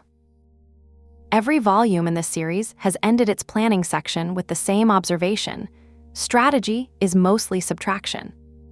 This chapter is the subtraction, and in the UAE it matters more than anywhere else, because the market's surface temptations, rich economics, an empty category seat, a glamorous address, are precisely the kind that pull a small company into its worst decisions. 5 prohibitions, each anchored to something verified, and most of them anchored to a failure that has already happened once. First, no standalone consumer launch. This is the master prohibition from which the architecture of Chapter 18 derives, so let me state the working in full. The everyday earn slot is already occupied first party. Skywards Everyday runs card-linked earning across more than 500 UAE merchants, on up to 5 linked cards, and Miles Mall runs the affiliate portal across thousands of brands. Emirates is already operating HeyMax's mechanics, backed by 37 million members, and a media budget HeyMax cannot approach. Bank Earn is unusually lavish, because credit interchange is uncapped. The co-brand cards pay up to 3.5 miles per dollar, so the consumer pain HeyMax solves in capped markets is duller here. HeyMax's brand equity in the UAE is verified 0. No Reddit presence, no points media coverage, no local press, nothing. And most fatally, a launch without rails would ask UAE residents to earn a currency that reaches Air Arabia and Qatar, but neither of their home flag carriers, a proposition that dies in its first screenshot on the credit card subreddit. A corollary rides along, enter narrow. The Careem super app arc destroyed capital in this market, while the focused verticals, Weo in banking, Talabat in delivery, printed money. A miles-on-spend product, not a lifestyle everything app. Second, no Smiles dependency, and more broadly, no strategic reliance on the stack owned by E and the former Etihad. The anatomy bears repeating. Smiles is the country's biggest lifestyle rewards surface, with 5.5 million users, 6,500 brands, and 15,000 outlets.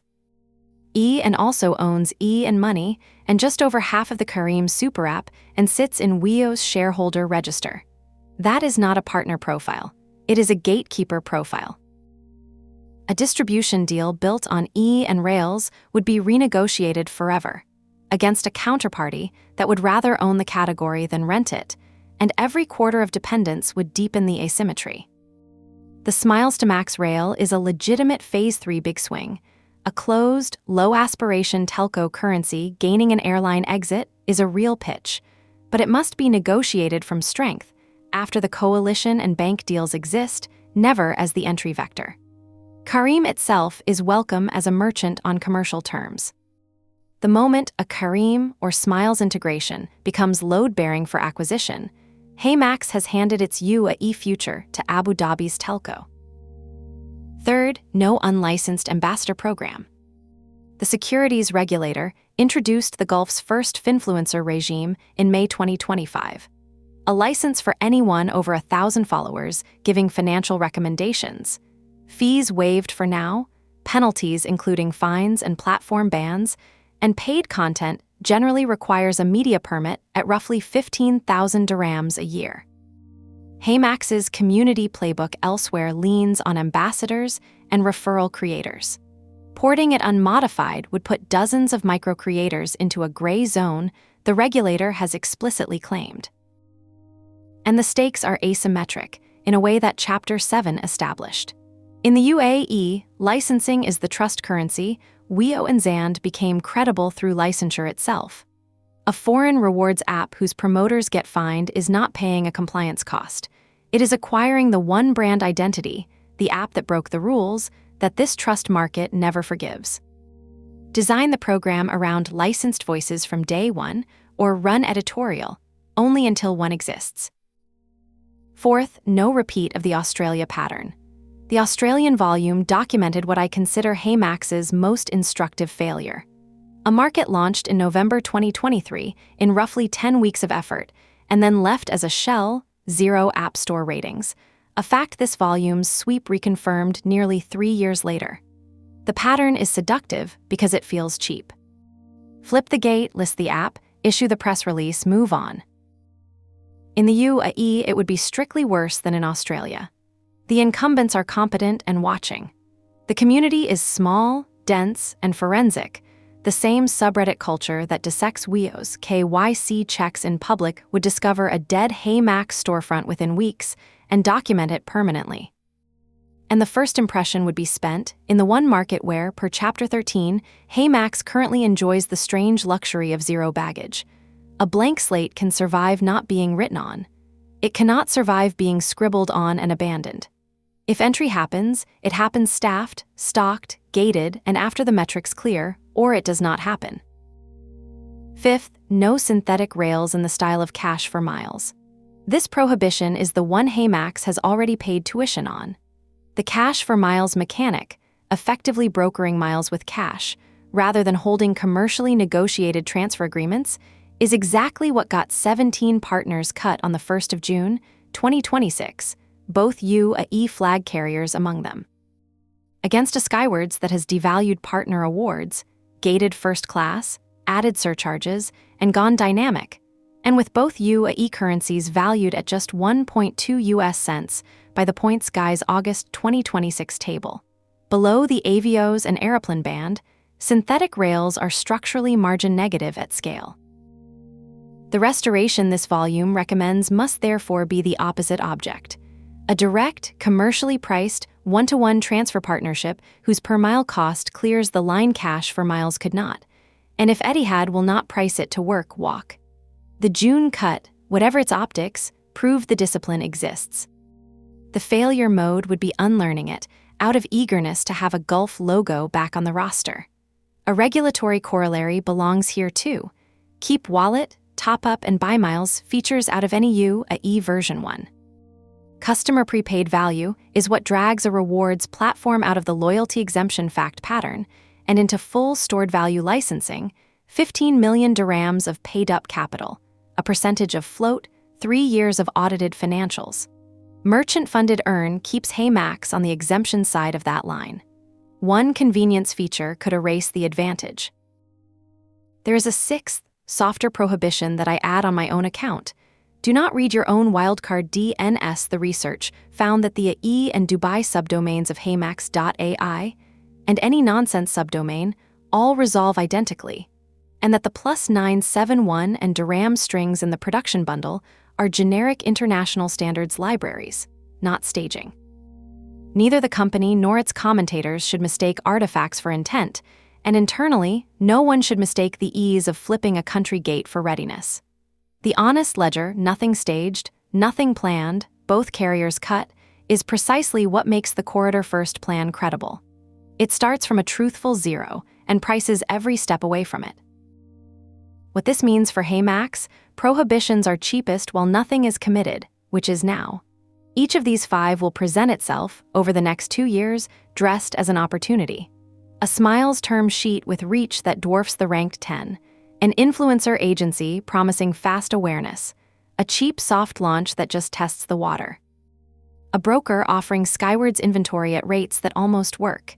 Each is a rule written by a verified failure: Kabon's deal fatigue decay, Kareem's capital bonfire, Australia's empty shell, and HeyMax's own June cut. The UAE will not punish HeyMax for moving slowly. It will punish it, permanently in the subreddits where its future customers already live, for moving badly. The discipline of this chapter is not caution for its own sake. It is the precondition for the verdict of the next one, meaning anything at all. Chapter 20. Should HeyMax enter the UAE? No, not now, and not as an entry. The verdict of this volume is partnership before entry. Restore Etihad Guest, sign WeGo, deepen Air Arabia, Market Plaza Premium, all from Singapore, all inside 6 months, and treat full consumer entry as a 2027 decision, gated on the corridor metrics of Chapter 18 and on the state of the Japan, Taiwan, and Australia queue. That is not a hedge dressed as a conclusion. It is the specific answer this market's specific evidence gives, and I want to show the working one last time before setting it inside the series. The case for the UAE is the strongest economic case in 5 volumes. Credit card interchange is uncapped. The 2024 central bank notice touched only debit and prepaid, leaving the richest card rewards pool of any HeyMax market or candidate. Verified affiliate rates run 2 to 9% at Amazon's UAE storefront and up to 10% at the marketplace noon, enough to fund 3 to 5 miles per dollar, with margin. The comparables are extraordinary. Weo, profitable in its first full year, on exactly HeyMax's target demographic. Talabat, generating $500 million of EBITDA. The demand story is the purest expression of HeyMax's founding thesis anywhere. A population almost 90% expatriate, on 5-year tenures, holding a home currency that both flag carriers have devalued to 1.2 US cents by the Points Guy's August 2026 count. People structurally desperate for portability, saying so verbatim on Reddit. The seat is verifiably empty, no third-party converts shopping into a transferable multi-airline currency anywhere in the Gulf. And English suffices for the core segment, which no other candidate market offers. The case against is shorter and heavier. The record is negative, not empty. HeyMax held both UAE flag carriers as transfer partners and cut both on the 1st of June, 2026. In the cash for miles sunset, it has already tried a version of the Gulf and withdrawn for cost reasons. The production record is absolute zero. No plus 971 in the sign-up gate. A KYC flag asset that returns a 404 error. No UAE merchants among 4,700. No corporate mention across 160 blog and essay posts. No conference presence. The everyday earn slot is occupied first party by a 37 million member incumbent running card-linked earn and an affiliate mall in-house. And the company is roughly 30 people, with Japan and Taiwan promised and unshipped, Australia a shell awaiting the velocity verdict, and Indonesia wired as the next market. The UAE appears in no HeyMax roadmap, press release, or interview. This question is being asked by this analysis, not by the company, and that fact is itself data. Partnership before entry is not the compromise between those cases, it is their resolution. Almost everything valuable about the UAE, Etihad redemption demand from existing members, Ouigo's affiliate revenue, the option on the empty seat, can be captured for the price of negotiations conducted from Singapore. While the one thing entry requires that partnership cannot supply, a consumer beachhead against Skywards, is exactly the thing a 30-person company with 3 contested fronts cannot staff. So the 2027 gates, explicitly. The restored Etihad rail, priced to clear the line cash for miles could not. Corridor transfer volume at the bars of Chapter 18. At least one landing party deal signed with partner co-funding. And the queue resolved, Japan and Taiwan shipped or formally dropped, the Australian velocity question answered either way. Clear them all, and entry proceeds on the corridor architecture. Miss them, and HeyMax remains a profitable Gulf partnership stack, an honorable outcome this series refuses to treat as failure. Now the falsifiers in both directions, because a verdict that cannot be wrong is not analysis. Against my caution, if Etihad prices generously and corridor volume blows through the bars within months, portability demand is hotter than I modeled, and entry should accelerate to seize the empty seat before it fills. If credible competition materializes, shop back UAE signals where today there are verifiably none. A Skywards everyday pivot toward multi-program flexibility, or Revolut converting its UAE build into rewards portability. Under a founder who once ran this market's comparison site, the option value of waiting collapses, and the decision stops being 2027's to schedule. And if HeyMax itself signs a Gulf carrier within months of this volume, my reading of the June cut as Gulf-averse was too dark. Against my openness, if Etihad declines or prices like Skywards, the demand-side anchor is gone, and the UAE falls behind Japan and Taiwan permanently. No rail, no case. If the central bank caps credit interchange, It has kept credit explicitly under monitoring since the 2024 notice. The best economics claim dies. If the corridor metrics land soft, then the Reddit fatigue was venting, not demand, and this volume overweighted verbatims. I commit to those tests now, before any of them resolve. That is the fifth verdict. Set it beside the other four. Hong Kong, enter, visibility first. Number 2 behind Cathay by the end of 2027 if the execution holds.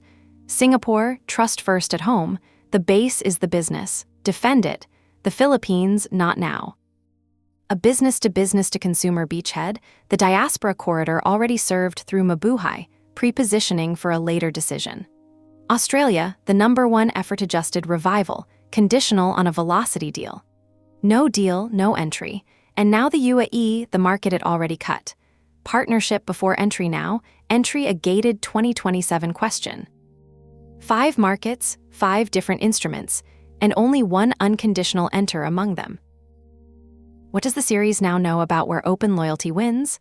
5 conditions, extracted the hard way. First, portability pain. Open loyalty wins where the home currency is devaluing, or the member is leaving, crease flyer lock-in in Singapore, Skywards fatigue amid expat churn in the UAE, which is the purest case of the 5. Where cashback culture has already won the argument, as in parts of Australia and the UAE mainstream, the pain must be taught before it can be monetized. Second, the seat must be empty and reachable. White space alone is not enough. The Philippines seat was empty, but the economics were thin. The UAE seat is empty, and the economics are the best anywhere. Yet the adjacent first-party slot is occupied, which narrows the wedge to the one thing a walled garden cannot copy, letting members leave. Third, economics must fund generosity. Interchange and affiliate margin are the fuel of every open loyalty flywheel, which is why Australia's capped rails demanded a partner subsidy, and the UAE's uncapped rails make even a modest share of spend lucrative. Fourth, the series' most repeated lesson, an anchor institution must lend distribution.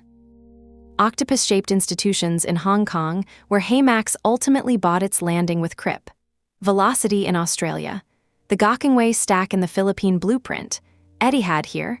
No anchor, no entry in every volume without exception. Fifth, and overriding all 4, capacity. 30 people.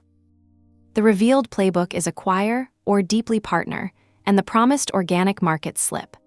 A market that cannot be served by partnership must wait, however beautiful its economics, and the UAE is the proof case because it scores highest in the series on conditions 1 through 4 and still does not clear condition 5. There is a quieter meta lesson underneath. Volume 1 asked, should HeyMax enter Hong Kong, as a yes or no question. 5 volumes later, the question itself has matured. Not whether to enter, but what is the minimum instrument that captures a market's value, full entry, an acquisition, an anchor partnership, a transfer rail, a waitlist, or patient prepositioning. Hong Kong needed entry. Singapore needed defense. The Philippines needed a beachhead and time. Australia needs one signature. The UAE, with the richest economics and the purest demand of them all, needs, for now, exactly 4 deals and a landing page. Open loyalty, it turns out, is not a land war. It is a network being assembled one rail at a time, and the art is knowing which markets need your presence and which only need your currency. Watch the next 12 months against this ledger: the Etihad negotiation, the Velocity decision, the Japan and Taiwan ship dates, any shop-back movement toward the Gulf, the central bank's posture on credit interchange, and whether a licensed points voice appears in Dubai. Each one moves the 2027 decision, and I have tried to specify exactly how. And I will end the series where this volume began, with the strange fact that made it worth writing. HeyMax has already been in the UAE in the only way that leaves records: 2 transfer rails, opened and closed. The market it already cut is also the market it can most cheaply re-enter, because the door it closed was never locked. It was only priced wrong. Price it right, this time from home, and let the corridor decide the rest.